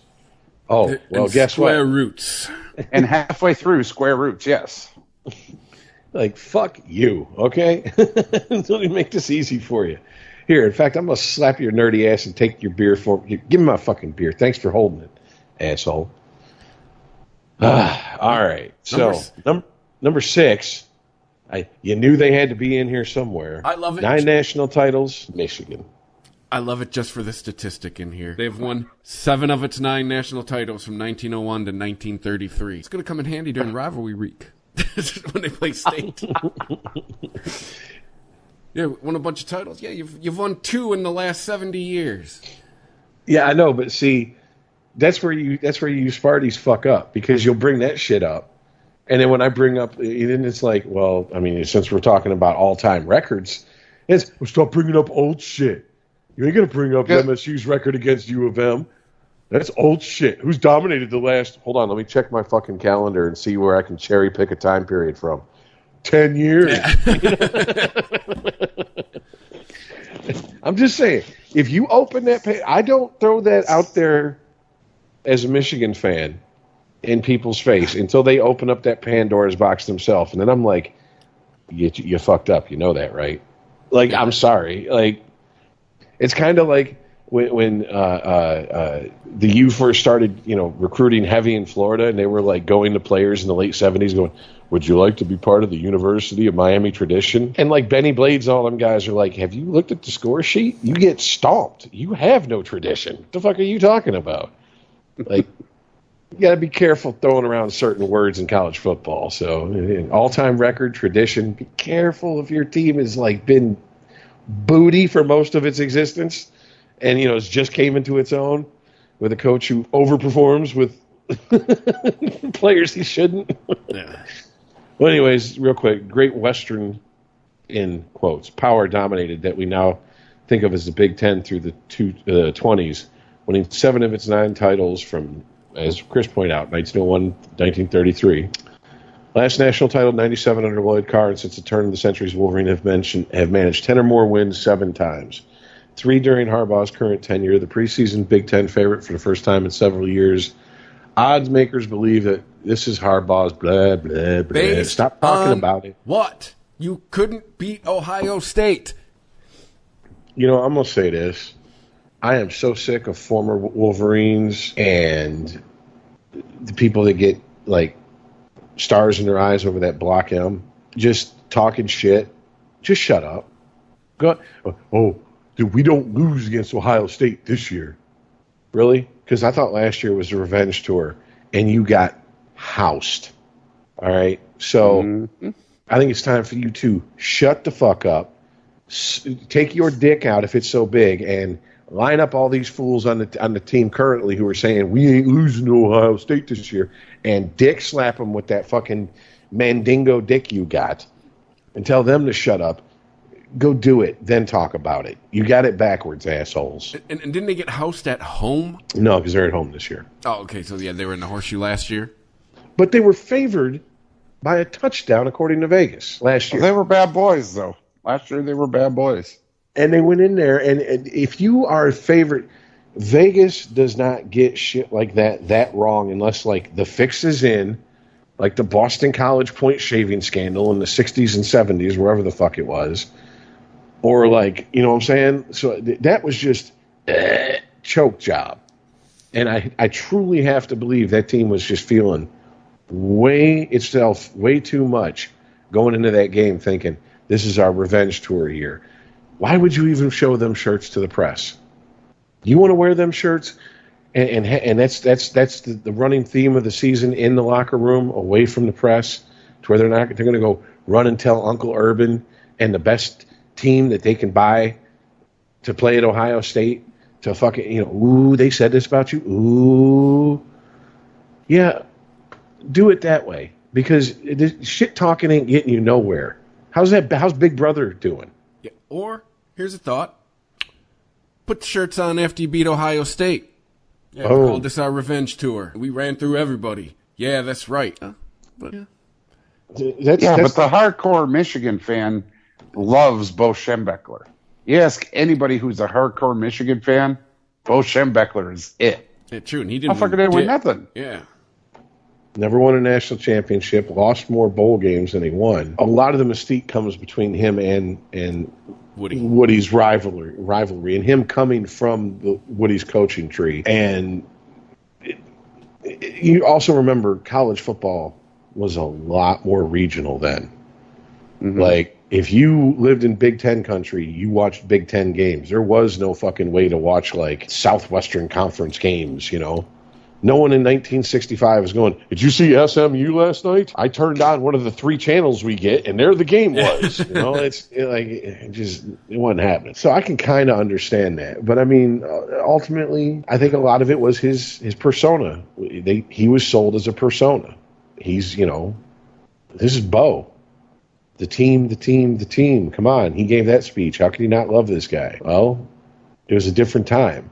Now we're like, how many national championships you won? Oh, none. What have you done for me lately? Yeah. Yeah. We make good love. What have you done for me lately? Yeah. Baby, I love you. What have you done for me lately? Anyways, this was this number 5 is USC with 9 national titles. I'm kind of shocked by that. I thought they had more than that. I don't know why, but Didn't they have to vacate the one? Yeah, but I'm wondering if they're including that in there. They should. If they want it, they want it. Period. So ESPN says, since Howard Jones established USC as a dominant program before World War II, USC's power has flowed way more than it has ebbed. John McKay and Pete Carroll both won a lot and escaped to the NFL, and the NCAA cleaned up after. That's a polite way of putting it. Sure. 24/7 Sports says, you know what's going to happen. At some point, USC will be back, and the rest of the Pac-12's current contenders will be playing catch-up to the Trojan.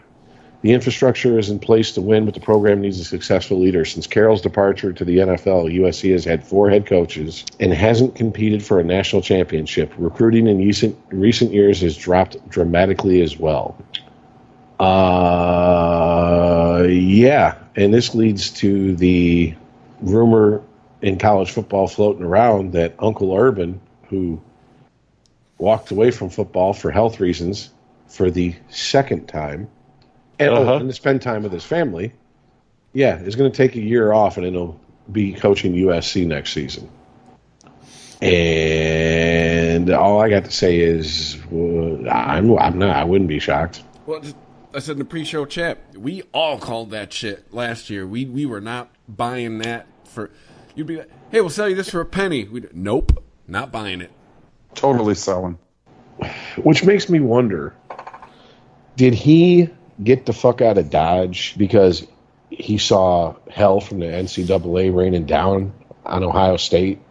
Or was he just like, they're playing the game a little too dirty.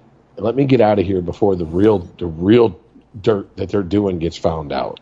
Because it seems to me when these big time coaches jump ship from a program, it's right before the lightning strikes. Well, and really, has the lightning really even hit Ohio State? Well, yes. That whole situation last year with that coach. Exactly. In today's world, that is the lightning. Yeah, I mean, it's something. I mean, his name is pretty much mud. Yeah, something is 10, 15, 20 years ago would have been considered, what the fuck does this have to do with football? That's a personal problem. Coach will deal with it, right? Yeah. Now can't have it. Right now, it's, oh my God, Urban Meyer employs this piece of shit. Are you kidding me? What kind of man are you? I had nothing to do with it. What the fuck? To be fair, it wasn't that he employed him. It was that he knew about it and didn't call the police and inform the program. And I minded his business. When we talked about it initially, I was of two minds about the situation. I understand it's a domestic situation between a grown man and his grown wife. And me as his, co-worker, is it really my job to go sticking my nose in there? And this is a generational thing. I can tell you this right now.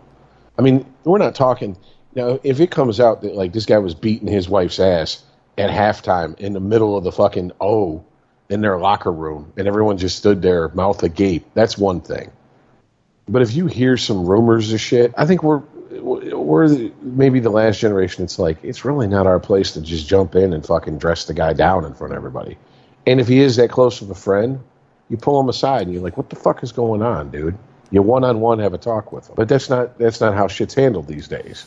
Mm-mm. You find out something, he shoved his wife or he called her a cunt one day. That's what I was saying before about Justin Verlander.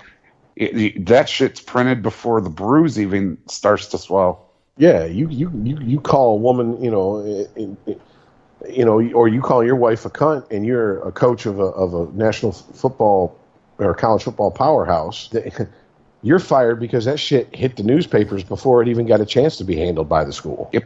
And they're just like, nope, can't have this. Quite honestly, I think the only reason he finished the season is because they were winning. If they'd have started off like 0-3, I don't think he would have finished the season. No, I don't either. Well, we said it a bunch of times last year. Winning fixes a lot of things. Here's the thing: if he's retiring from 2 different football teams because of his health, I got to start questioning his habits. Yeah, what is he? Doctors or what the fuck, dude?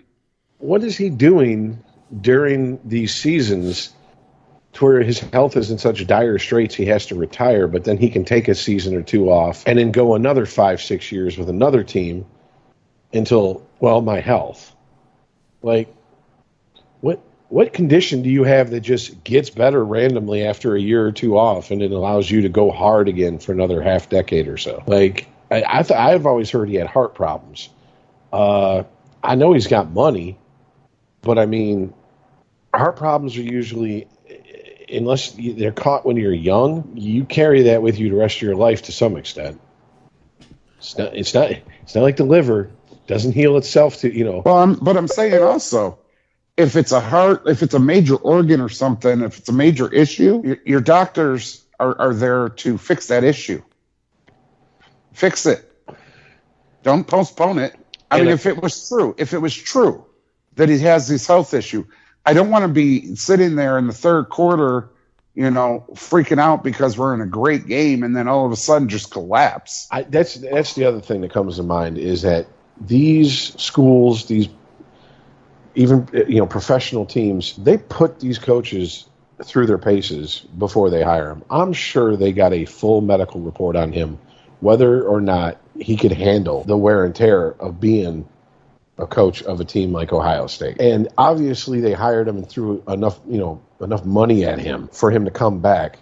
So they had to believe that he could handle it, which makes the, it's my health thing come off as like, is it really? He's our guy speech. He's our guy speech. Well, I mean, we did this with Captain Sweater Vest too. Tressel came in and everything was great. He come in from Youngstown, and everything's great, blah blah blah blah blah. And then he's got to go, and then boom, they get Uncle Urban. He comes in, everything's great, everything's coming up roses. They're a national powerhouse. They're mentioned in the same breath with Alabama, and now boom, he's gone. It's not like, as a Wolverine fan, I have no love for Ohio State, but something just ain't adding up there. That's all I'm gonna say. He still does. He still does work for Ohio State. He's their assistant athletic director. But is that like an executive producer credit on a movie where the guy shows up on set once? It's true, yeah. Assistant athletic director, which means there's one guy who's probably doing all the work. Yeah. So, all right, moving on. Number 4, Oklahoma with 7 national titles. From Bud Wilkinson to Barry Switzer to Bob Stoops to the current head coach Lincoln Riley of Muleshoe, Texas. Muleshoe, Texas. I would be ashamed to say I come from a city called Muleshoe, but okay. The Sooners have done a great job bringing talent north from the rich soil of the Lone Star State. They're a quarterback factor. Baker Mayfield, wasn't Mahomes on that team? I believe so. No, wait a minute. No, yeah. Well, I'll tell you this. Living here in Kansas, you can't say a bad word about the Oklahoma Sooners. Well, they've also been, in the talk of like the best in college football for decades now. Like as a little kid, I remember them in the 80s because of the Boz, and they're national championship contenders and blah blah blah, and they got the best linebacker in college football and et cetera, and Well, Barry Switzer and one of the biggest stories here in Wichita was that OU is the shit and everything, and Barry Sanders' father loves the Oklahoma Sooners, and Barry's like, oh yeah, and then went to Oklahoma State.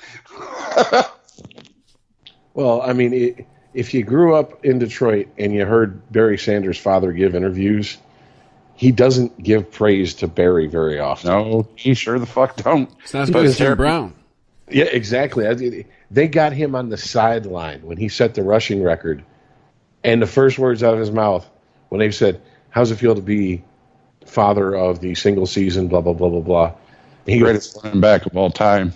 And he just what Chris said. Still not as good as Jim Brown. And it's like, wait, no one asked you about Jim Brown? Like, seriously. Like, motherfucker, can I have my moment? Yeah. You know what I'm saying? Why don't you love me, Dad? When's it enough? But he did, dude. He went to Oklahoma State, and his dad lost his fucking mind. Hey, spite is a powerful thing with certain people, man. Spite will get them farther than fucking hard work and natural talent sometimes. And we all know, I think we all agree that Barry Sanders had just a fuck ton of natural raw ability, and he obviously had a work ethic, or else he wouldn't have reached the heights that he did with the shit team that he played for. No, I mean, he was all right. He had a little bit of ability. It wasn't like, Yeah, and he got it from his mom's side, just despite his dad. Yeah, right. Dude, I swear to God, Barry Sanders had to have ability because he was running literally for his life. Okay. I swear to God, as soon as the ball was snapped, the fucking line stood up and was like, I got to see this. I got to see this. Go ahead, Barry. All right, so moving on, we're at number 3 with 8 national titles, Ohio State. Ooh. And I think the blurb from ESPN nails it. Why they're number 3. That's 5 of the Buckeyes' 6 coaches since 1951, from Woody Hayes to Urban Meyer, are either in the College Football Hall of Fame or are waiting on the call. Yeah, but Urban was there with Florida. He didn't have to go to Ohio. Just cemented his legacy. I mean, okay. You know what I'm saying? Okay. They don't have a rich rod. Yeah, no. Yeah. Like they figured out, if we want to be what we want to be, we got to bring in the coaches who are going to get us there. They hire coaches well at Ohio State. Yeah. And you can't argue that, I guess. No. The coach, I can't remember his name, but the coach before Tressel signed his death warrant as head coach of that football team when they announced him as head coach during basketball season. And he came out before the game, and he was given, it was like a rah-rah speech. And he said, I'm not here just to beat Michigan. I'm here to win all of the football games I play or I coach. And people were like, fuck you. You could lose all of them. If you don't beat Michigan, we have no love for you. Exactly. And the first thing Captain Sweatervest said when he come out, Tressel knew to play the crowd. He was like, number 1, mark it on your calendar. We're beating Michigan. Number 2, we're winning some national championships.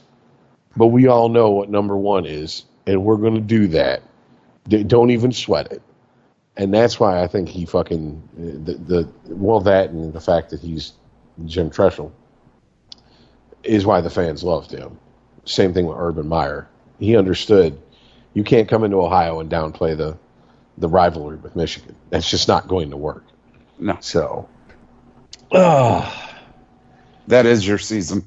I did. And in 24/7 Sports says, is this where the Buckeyes finally begin trending down as one of the nation's elite powerhouses? No. They say success is cyclical and Ohio State always wins. The torchbearers in the Big Ten for many years, the Buckeyes sit atop the throne until Michigan, Penn State, or even Nebraska decides their reign is over. Meyer went 54-4 against league competition during his tenure before that. And before that, Tressel was 66-14 in Big Ten play from 2001 to 2010. Ohio State rarely loses to conference teams.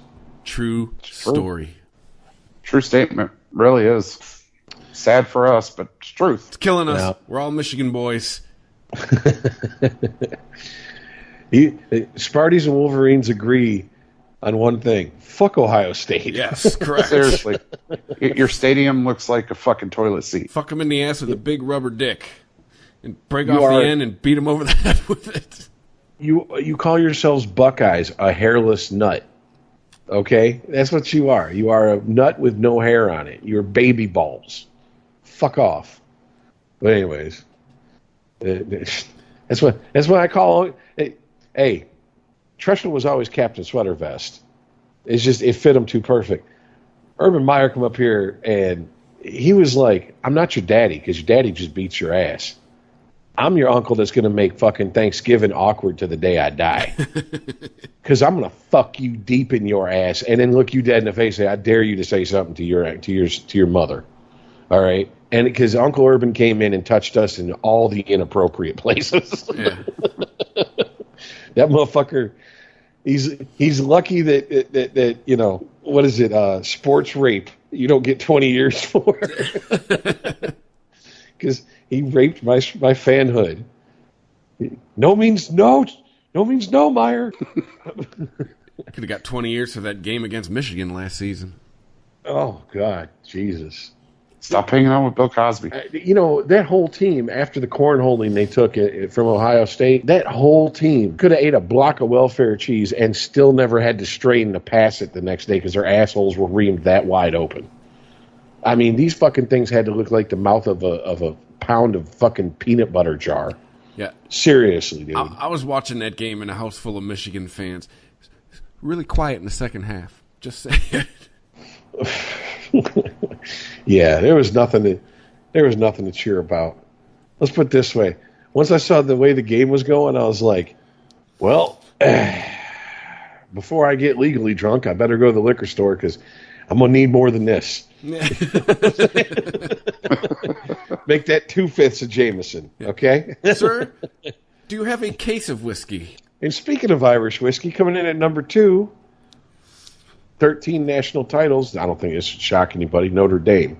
One of my favorite coaches ever. ESPN has to say the genius of Knute Rockne made the Irish a national team and a regional sport. The Hall of Fame coaches who carried the burden of working in his shadow, Frank Leahy, Ara,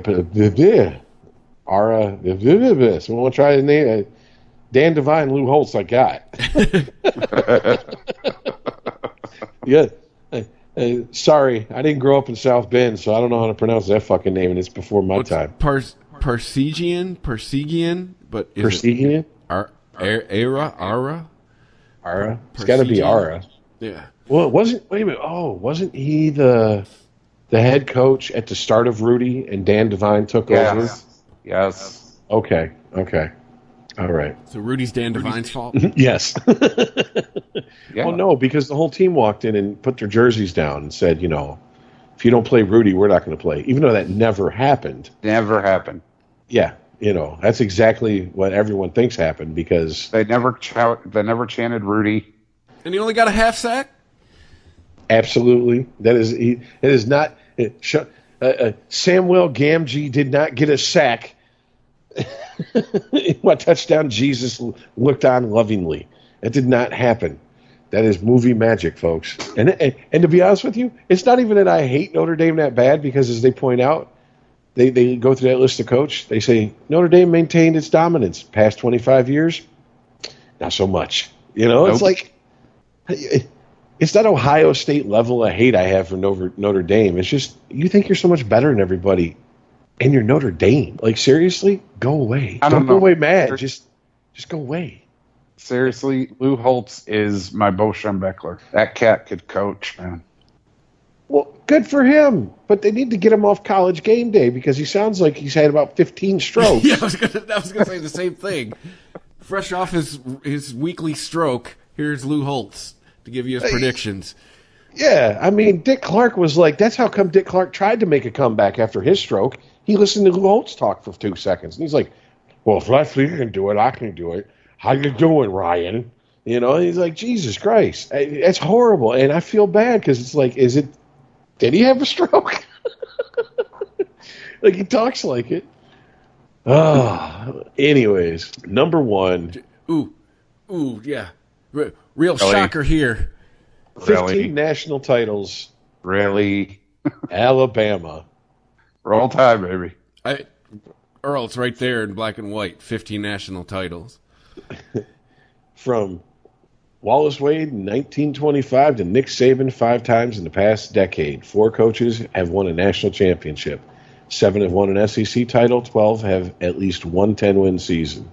24/7 Sports says they are the standard. Saban's unprecedented run to glory in a modern era may never be matched. A relentless pursuit of perfection that has resulted in sheer dominance at the highest level, both on the field and on the recruiting trail. Saban would be the first to say the players are the lifeblood of any program. Well, I mean, maybe the boosters help a little bit there, Nicky boy, but whatever. Yeah, I was going to add that. Yep. Is there going to be a blurb about the boosters after this? Don't let the FBI get in there. And there's proof that in Tuscaloosa, excuse me. His coaching staff has changed annually through the years, but his razor-sharp focus has not. Kudos to the greatest coach of all time. Dude, so there you have it. He's averaging a national championship every 2 years, at least with Alabama. It's not bad. And Consider some of the teams he's played. The Dolphins and the Spartans are going, where the fuck was this when he was our head coach? Oh, that's right. Well, the Dolphins can buy the best team they can fit under the salary cap. And I can say a lot of shit about State. I don't think State's that dirty of a program, so maybe that's why he didn't, flourish at State like he has at, the best professional football team in Alabama.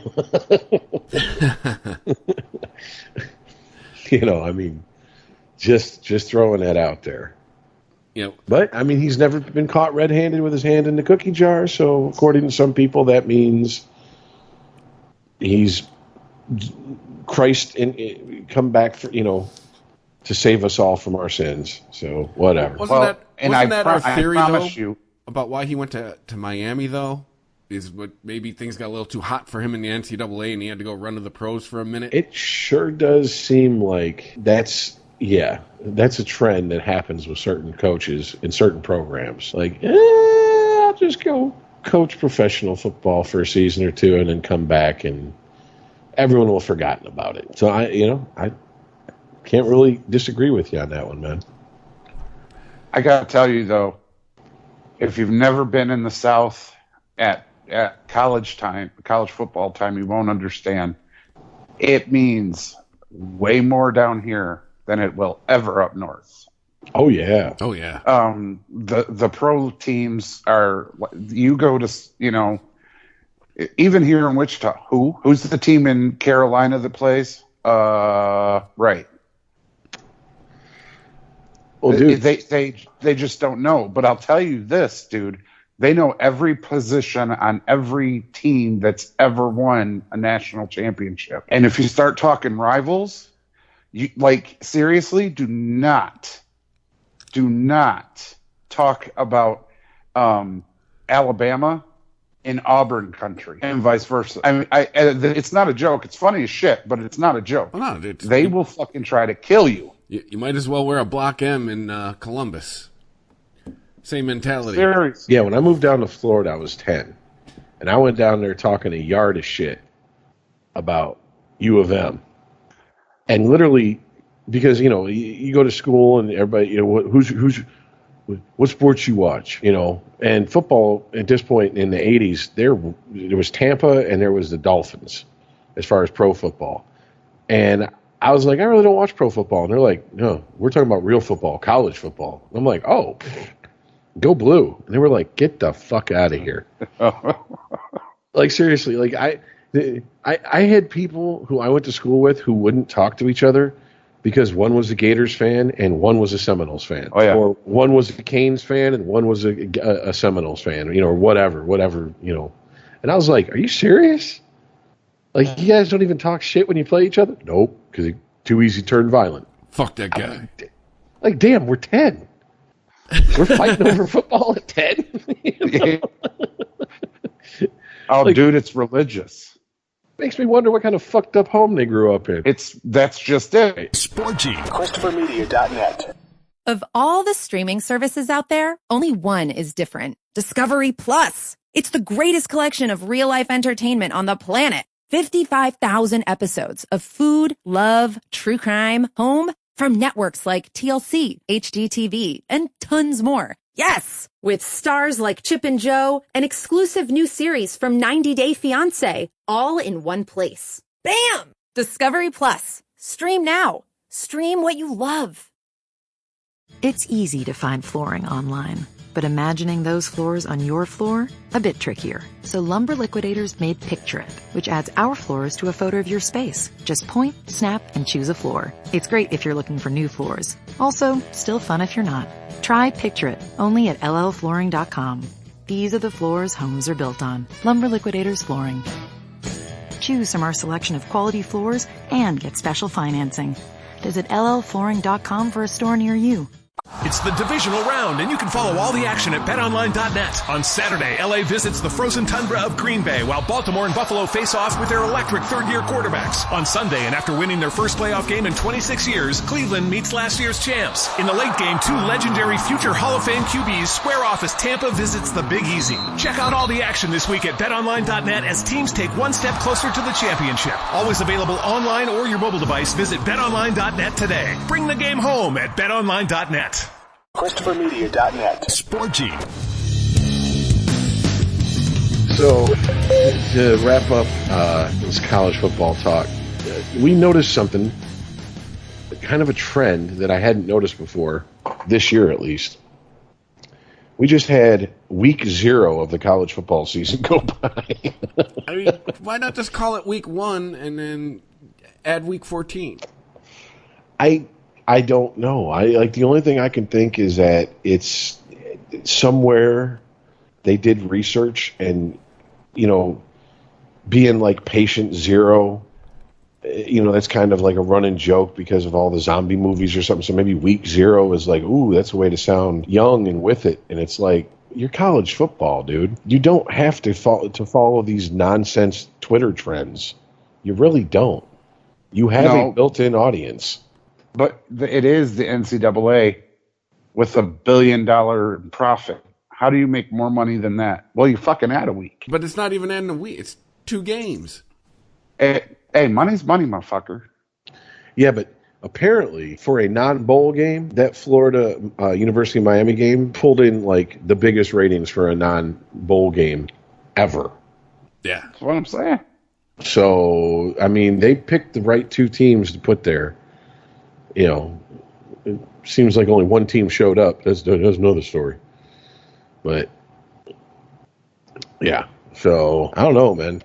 Just seemed very strange and weird to me. It's like, I get it, but how raw do the nipples got to be for the NCAA to stop trying to milk it? And no. That's a complete rhetorical question because, I know. Yeah. Them fuckers can come off and they're going to be like, anybody got some Gorilla Glue? Yeah, that's what I'm saying. Put them back on. If you can't duck it, fuck it. We got some duct tape around here somewhere. Somebody run to Staples. Oh. We get college football a week early, so I mean, I ain't mad at it. Yeah, I mean, whatever. But it's just strange. I don't know. But then again, if you were not from America, you hadn't grown up here, and you came here and you witnessed college sports, you'd probably feel you'd be like, all of it's fucking strange. Are you serious? Are these pro teams? No, they're not even paid. It's like, yeah. Like what? You're fighting over colleges you never even attended and their teams that you were never on? This makes no sense to me. But then I'm going to go kick I got your back and everything. But why are we fighting? But meanwhile, I'm going to go kick this guy's ass because he's a Manchester United fan. Yeah. In a hurry. Yeah. They'll burn down a soccer stadium. Yeah, you get a couple of Irishmen and an Englishman in a bar and start talking about football, and they're like, fuck yeah, we're kicking everybody's ass. No, the Giants. What? There's no fucking football team named Giants. Next thing you know, they're all kicking your ass.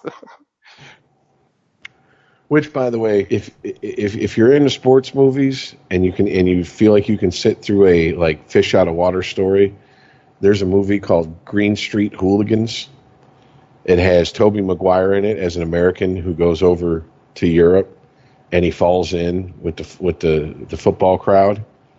And the main guy from Sons of Anarchy, before he was the main guy from Sons of Anarchy, is like the other star of the movie. And it's a pretty fun watch to watch this like kid from Massachusetts go, but Roger Clemens could throw 100 miles per hour. And they're like, yeah, but we're ready to burn down the stadium. Which one's more badass? Yeah, let's burn down the stadium. Just saying, just a recommendation. Well, anyways, since we got week 1 college football coming up. You know what that means? It's official. Any picks are on the record from here on out. So if Ice wants to, who won last season? Oh, the big picks. Oh, that's let me find it. Overall, I think it was Chris. Well, I know it wasn't you. Your year was you were the rookie sensation who came in out of nowhere that first season. Motherfucker, you almost had me going to the sports book at the casino. Like, seriously. I did by a game. Okay. Rich was second.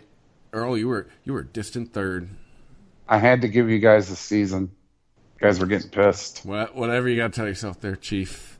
No, literally, literally no one was getting pissed. Okay.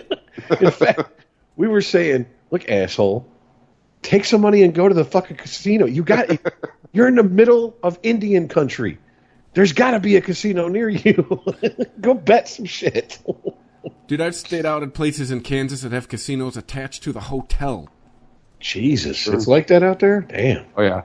Yeah, and I just pretend I don't see this. This doesn't exist. You are not here. And I just want to say, for any Indianapolis Colts fans that were upset earlier in the podcast, I'm glad you're still listening. All your prayers are answered. You got the quarterback coming in that's going to save it. Oh, boy.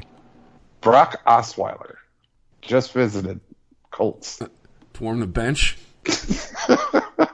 Hey, well, the backup. That's a nice bench you got there. The backup for the Colts can't play the first 2 games. Oh, is he suspended or is he injured? Yep, he's suspended. So if it's not Brock Osweiler, it's going to be Brissett. And I'm sorry, but nah. Well, I mean, what is your guys' predictions finishing for the local teams here, college football wise? What do you got? As far as the season or the week? The season, because I swear we went through and went by this, like when the schedules were released, but maybe we did it off air, because I swear I was going like, yep, this is a loss. This is because this was when, remember, some jackass predicted Michigan to go undefeated and win a national championship, and I was like, what is this motherfucker smoking? We did. Was when the preseason rankings came out. Okay. Yeah, now that I'm looking at this, yeah, we did do this. All right, cool. Yeah, but we didn't nail it in stone like we always do. I know. Maybe you weren't. I was pretty definitive about how I think fucking both teams are going to finish. So, I mean, we can just go by the picks. What I'm saying is, like, should we move on to pro football and what stories we haven't already covered, and then move on to the picks at the end? Yeah, I like it. Okay. So I can go back and extract what we predicted and then put it on the record. Okay, cool. One of the things, I don't know if this is a story per se, but we all three have noticed it in the pre-show chat. We were talking about it. Is it seems like if you are a bona fide going to start unless an act of God happens player in the NFL, that you don't even fucking hardly play at all in the preseason anymore. I mean, even the quote unquote third, game 3 of the preseason being a dress rehearsal, there were a lot of players who are going to be starters unless an act of God happens, who hardly played that week. I think it's an insurance policy. I do too, and I gotta wonder, do you think it's kind of a passive aggressive, like, fuck you to the league and be like, look, we told you, if you want to add games to the regular season, because the league's still pounding and beating that drum, you got to shorten the preseason to 2 games. Yeah, we don't need 4 games, So I kind of wonder if this is like them going, well, since you make the season ticket holders buy the tickets and pay full price for the preseason and full price for concessions and parking, they're not going to fucking be in a big hurry to come out when they see that we're playing third and fourth fucking, guys on the depth chart. So, yeah, because you got to think that CBA expires in what, 2 years? So I mean, this could all be. I mean, I read a story a couple weeks ago that the Players Association has already sent out a memo to players about to prepare for a lockout in 2021. Telling them like, hey, maybe not to make any extravagant purchases right now. Put away half your game checks. Tell family and friends that are looking for loans, that not right now. So I mean, it could just all be bargaining tactics too. Well, I mean, I know if I'm going to 2 preseason games, especially if the week 3 preseason game is at home, and I'm like, okay, this is the one that I'm going to go to. I'm not giving away my tickets for, and I go and I see, well, if I see Jameis Winston come out, I'm like, hit him, break his leg. Sign Kaepernick. I don't give a shit. Get this asshole out of here. No, it's not that bad. Shit or get off the pot. That's all I'm going to say. I don't give a fuck how good of a fucking fantasy quarterback you're predicted to be. Fantasy don't win you fucking Super Bowl rings. Man, I keep hearing like people talk about like with Bruce Arians and Bruce Arians is there and Adam Humphries is gone, that this is going to be the year for Tampa Bay. And I don't know what Tampa Bay team they're looking at. Neither do I. Because what I see, and just to be brutally honest, what I see with Tampa Bay, and this will probably be the extent, this is considered my team's preseason talk. This is what I see happening. They have no run game. They have a porous defense at best. They're going to be playing from behind. They're going to be throwing the ball a lot. Yeah, that's going to pad your fantasy football stats if you got the right players, but that ain't going to win you fucking games. Looking at you, Pat Stafford. Okay? So, just saying. I'm not buying the hype. Just chucking the football downfield ain't going to win you games and get you in the playoffs these days. Your blasted public enemy. Don't believe the hype. No, not at all. In fact, I'm kind of wondering if all the people around the Bucks hyping them up, if I'm like, I'll go to another Public Enemy song, Night of the Living Bassheads. Put the pipe down. Okay? But, I mean, yeah, and also, even if it's not a passive-aggressive, way of sending a message to the league to set up the negotiations coming up here, I kind of agree with your insurance policy take on it. I mean, we're in a time of $30 million a year quarterbacks. You really want him out there taking snaps that don't mean anything at all, and he's your starter? I wouldn't. Yeah, because then look at what happened with Lamar Miller. Texas is now 8 days out going, shit, we need a running back. And how many times have we seen it? It was last year. Darius Geis, Jerick McKinnon. Is it worth it? Remember when Marinelli was just crying because he wanted to get his boy from San Francisco out here, quarterback, talked like this with a lift. Oh, Jeff Garcia. Yes, thank you. All this hemming and hawing got Jeff Garcia out here, kept him in too long in the 4th preseason game. Had already named him Game 1 starter, and he got his leg broke and had to go back and go, well, here's Joey Harrington, folks. Yay. It's like, dude, what are you doing? Throw Harrington out there. Why you still got your starter into I think it was the 4th quarter of the 3rd game. I'm like, what are you trying to prove? Like, no wonder it cost you your coaching job. Welcome to the NFL Network, coach. You'll never again fucking hold a clipboard. Here's the thing, though, with today's players and mentality, I see a lot of players not ready to play. You were talking about football movies. Look at the Friday Night Lights, Boobie Miles. I don't have to train. I don't have to lift. This is God-given talent. And that's what I think a lot of players in the NFL today think. I mean, seriously. So many players, not just the Lions, but I'm using the Lions because, that's my team, my home team.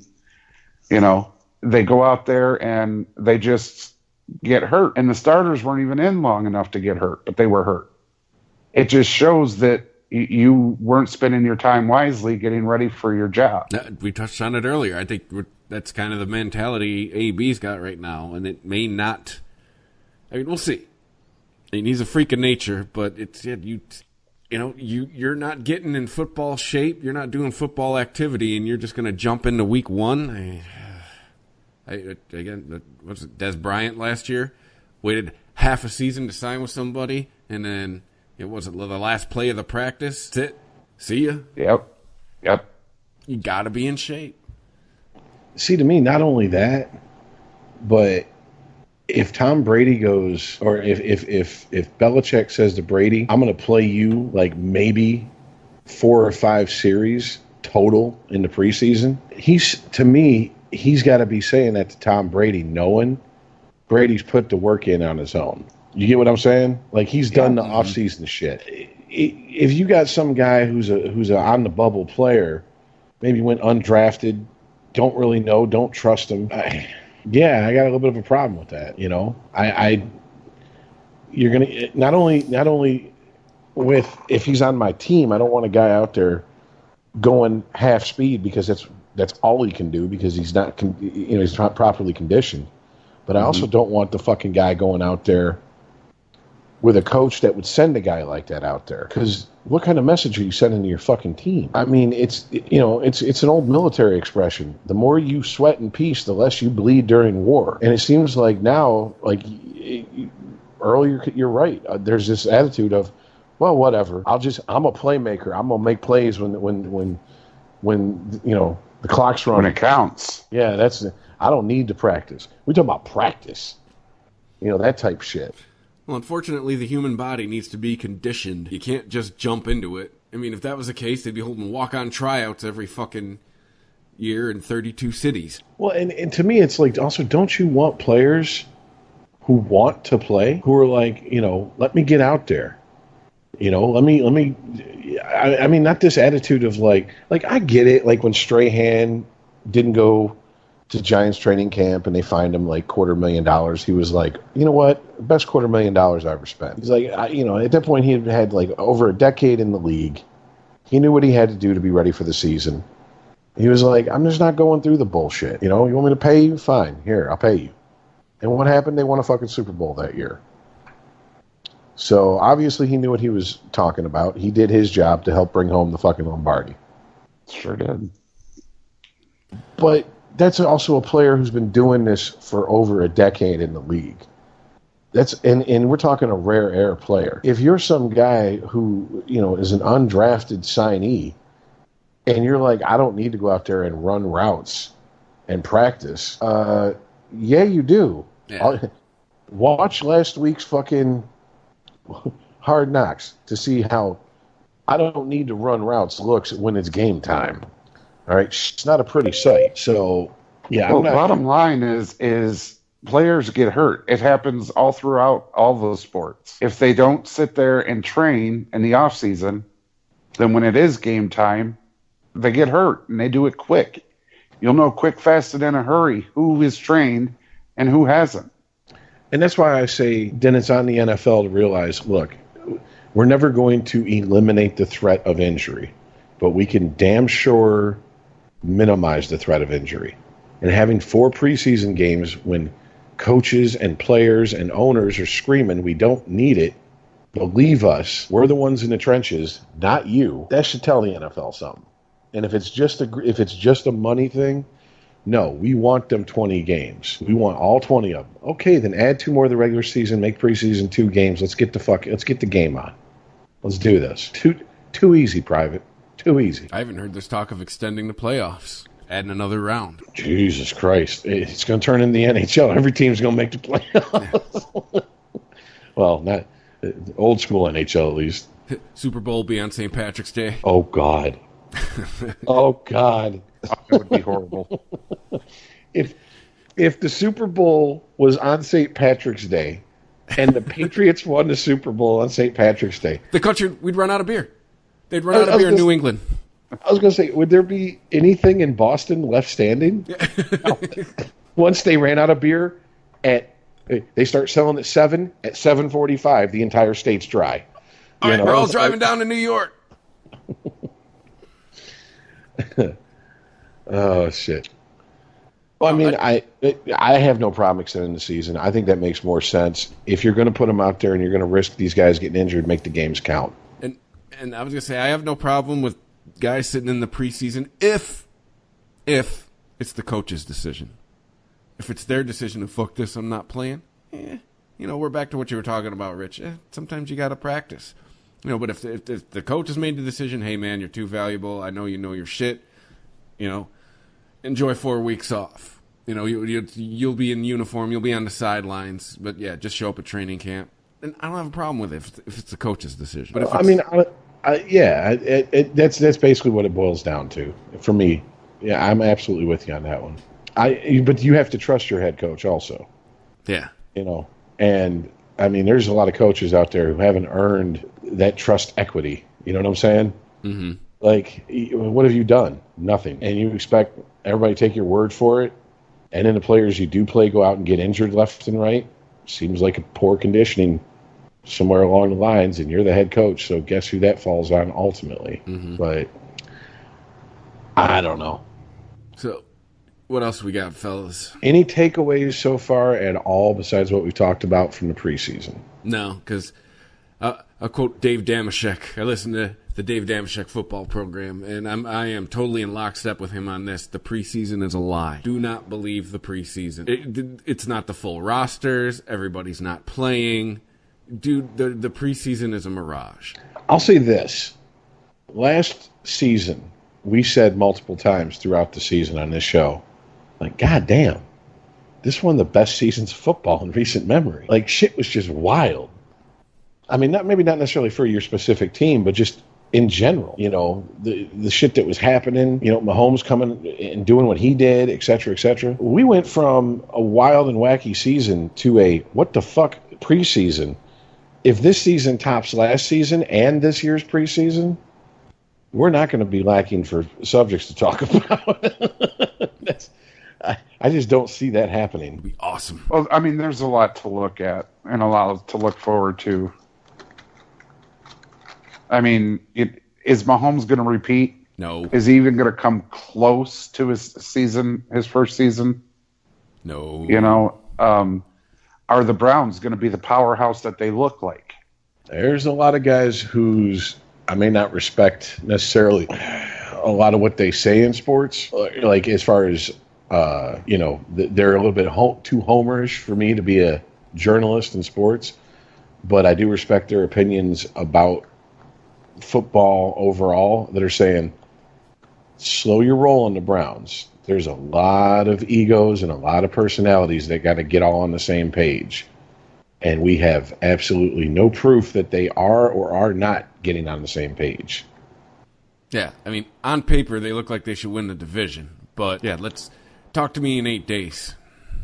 I mean, and I'm going to say this. I agree with Michael Rappaport because, Baker Mayfield came out and started talking shit about Giants passed me up and then drafted this guy as quarterback, blah, blah, blah. And he's like, I'm sorry, what the fuck have you won? If Tom Brady wants to come out and talk shit about the fucking Giants and their draft, I'll listen to Tom Brady. You didn't even start game 1 last season. Sit down. Like, that's not, to me, I get it that Mayfield's trying to bring, like, I got swag and all this shit. Yeah, okay, that's nice. But, dude, really? You're going to be popping off at the mouth and what have you done? Well, here's the thing. He hasn't lost. I was going to say that exact same thing. Yeah, and we went through this with Garoppolo, too. I'm just going to shut up. Is that what you were going to say? Yeah. Sorry, my bad. That was my point, was we went through this with Garoppolo, and we see how that ended for him. If I was Baker, I'd shut the fuck up about winning or losing. But to be fair, Jimmy G, wasn't it like 2 games, and Baker Mayfield's like 6? Yeah, but I mean, Baker- still same thing. Baker Mayfield played 6 games that didn't mean anything to a franchise, and he played against teams that were probably like, oh, come on, it's the Browns. This kid got lucky. Now they're pissed. Now the Browns are the new hotness. So teams are going to be like, oh, the Browns? Yeah, fuck them. They're going to do their best to put sack that motherfucker so hard he's going to be sitting in a dog pound going woof woof woof like it's 1988 and shit. And it's Rich's famous comment. There was no tape on him. Or he could pull him. Got it now. You remember Mahomes started the last 3 games or whatever, and then came in the next season, and well, we all saw last season. You know, Erupted. Yeah, there is that other way that Mayfield could go. Be like, all right, full season, let's do this. Well, and just saying, Mahomes went toe-to-toe with the GOAT, literally. Lost twice? Yeah, but in the playoffs, it was anybody's game, though. The last person that had the ball won that game, period. I so-heartedly believe if the coin flip went the other way, Kansas City wins that game. But they didn't. Yeah, it didn't happen. And you also forget the Pats handed them their first loss. Kansas City was undefeated till they played Tom Brady. I just say the wizard that is Belichick. You have a fuck, you have Tom Brady or not? Well, I'm starting to think Tom Brady's a wizard. He doesn't age. That man is in better shape than people half of his age. That's true, too. And at this point, there are people half his age in the league. You know, the motherfucker could be Merlin living backwards. He's Benjamin Button. Well, do we move on to the 2 picks we have? Yes. I mean, do we even? I mean, it's the same joke every year, but it's college preseason. Do we? I don't know, man. I'm kind of scared on the first game, though. I'm just saying. Should we all just pencil in W's for both teams here? I mean, well, let's go. Michigan, Middle Tennessee State. You know, I'm scared about that one, right? Why is that? Because it's a no-name state college, and it's the U of M.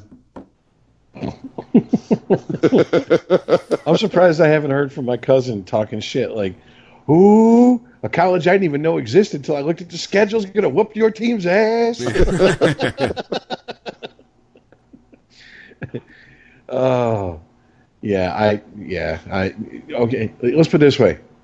I would hate to see it, but I would also love to see the defense of Jesus and khakis if he goes out there and chokes away this game. Because even the biggest Michigan slappy couldn't sit there and defend it. If we're calling coaches names, if he loses this game, Harbaugh needs to be like Houdini and just disappear. Well, that's what I'm saying. You literally have people calling up on the local sports networks defending the man saying, well, look at his all-time record as coach of U of M. Yeah, well, what rivals has he beat? What ranked teams has he beat? How many big road games has he won? Yeah, he beats up on who he's supposed to. That's duh. And what else has he done? I'm sorry. How many appearances in the Big Ten championship game does he have? Oh, that's right, none. You know who has the most in the Big Ten? Wisconsin. Yeah, fucking Wisconsin. Yeah, Wisconsin gets their shit together. I mean, it's they had their shit together in the last few years, not so much, but yeah, the Badgers can be formidable. May not be this season, but so are we all picking Michigan in this Middle Tennessee State game, or it's a shaky hand? Yes. Are you? Wow, dude. All right, and then the powerhouse that is Tulsa comes into East Lansing, takes on Michigan State. Yeah, not so scared of that one. I knew Tulsa was a city, not a college. The only way I could even say, like, ooh, State might have a little problem is if they were heading out west to Tulsa. Well, no, I'm going to say it like this. They do have a little bit of a problem. It's Oklahoma. Now, I'm just not this week. What I'm saying is, yeah, they don't fare well heading too far out west. No Big Ten team really does. That's what I was getting at. But because remember we went through this with who did they play last year? Arizona State for game one out there. Yep. And I pointed out that the Big Ten's record out west, that far west, is 1-19 or something. Mm-hmm. I mean, there's a reason for that. Yeah. So, yeah, but go ahead, Sparty. Don't celebrate too hard. No burning couches. Save the couch for a bigger win. That's just what I'm saying. Just wait for it. What? Michigan? Ohio State? No. You're just saying wait save for the it. couch. Wait for it. No, but seriously, yeah, I'm going to pick State, but it is an Oklahoma team. Yeah, but it's Tulsa. Right. Aren't they in the FCS?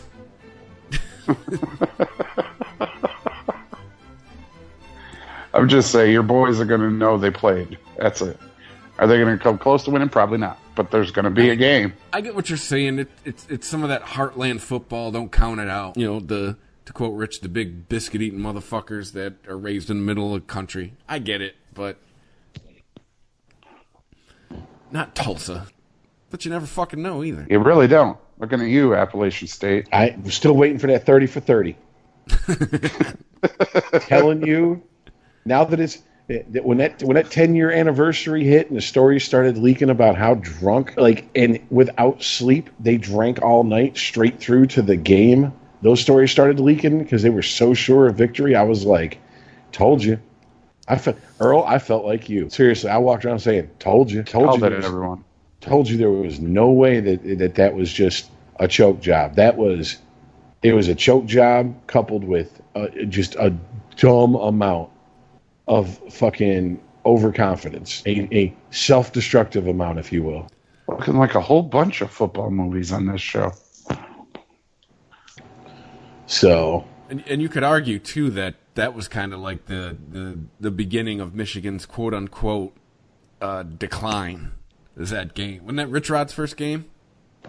No, that was Carr's last season. Oh, that's right.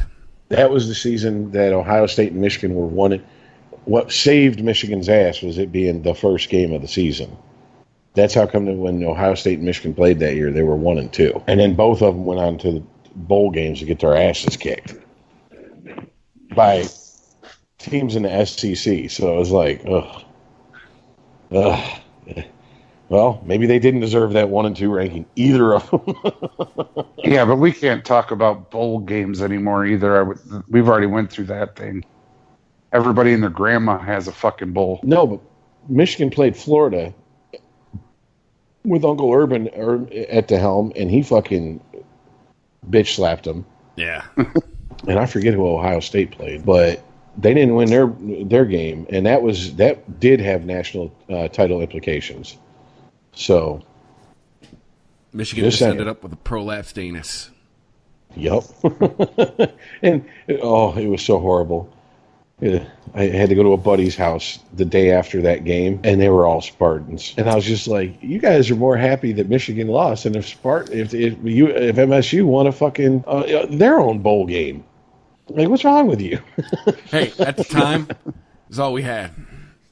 No, this is true. This is true.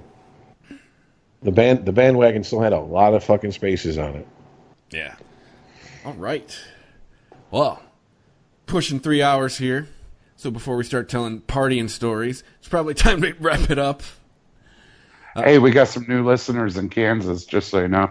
Word. Hello, new listeners. Want to give them a shout out? Hello, new listeners in Kansas. Should we start doing what the other podcast does? Bleep out his shout outs. Every time he comes up with just some random fact, do the bloop, pop-up video noise. Yeah. Earl Sequiters. But yeah, it felt good to talk about football for a whole damn show, and it's so close. I am definitely 5'8". The fact that on Saturday, actually not this Saturday, because doing a bachelor party golf outing thing for somebody. But the fact that Saturday mornings now I can sit and watch College Game Day, oh man, gives me a little warm, tingly feeling down in my belly. And then once Sunday, did you say bachelor party and golf outing in the same sentence? It's a bachelor party golf outing type of thing, yeah. I don't know. Oh, okay. But I was just invited. I'm going to get drunk with my friends. It's all that matters. But thanks everybody who's been listening. We are back weekly because, well, quite honestly, the sports news that matters is back weekly. So, summer just sucks. I mean, you get past the All-Star game, and it's just like, if I had cricket sound effects, I'd play. But it's just, if you like sports, you're not into baseball, summer ain't the time for you. But we did it. We made it. Baseball season, at least for us in Detroit, ends in 8 days. Well, it doesn't end on the calendar for another month.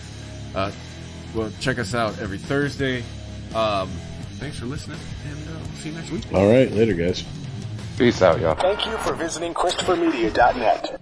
It's the divisional round, and you can follow all the action at BetOnline.net. On Saturday, LA visits the frozen tundra of Green Bay, while Baltimore and Buffalo face off with their electric third-year quarterbacks. On Sunday, and after winning their first playoff game in 26 years, Cleveland meets last year's champs. In the late game, two legendary future Hall of Fame QBs square off as Tampa visits the Big Easy. Check out all the action this week at BetOnline.net as teams take one step closer to the championship. Always available online or your mobile device. Visit BetOnline.net today. Bring the game home at BetOnline.net.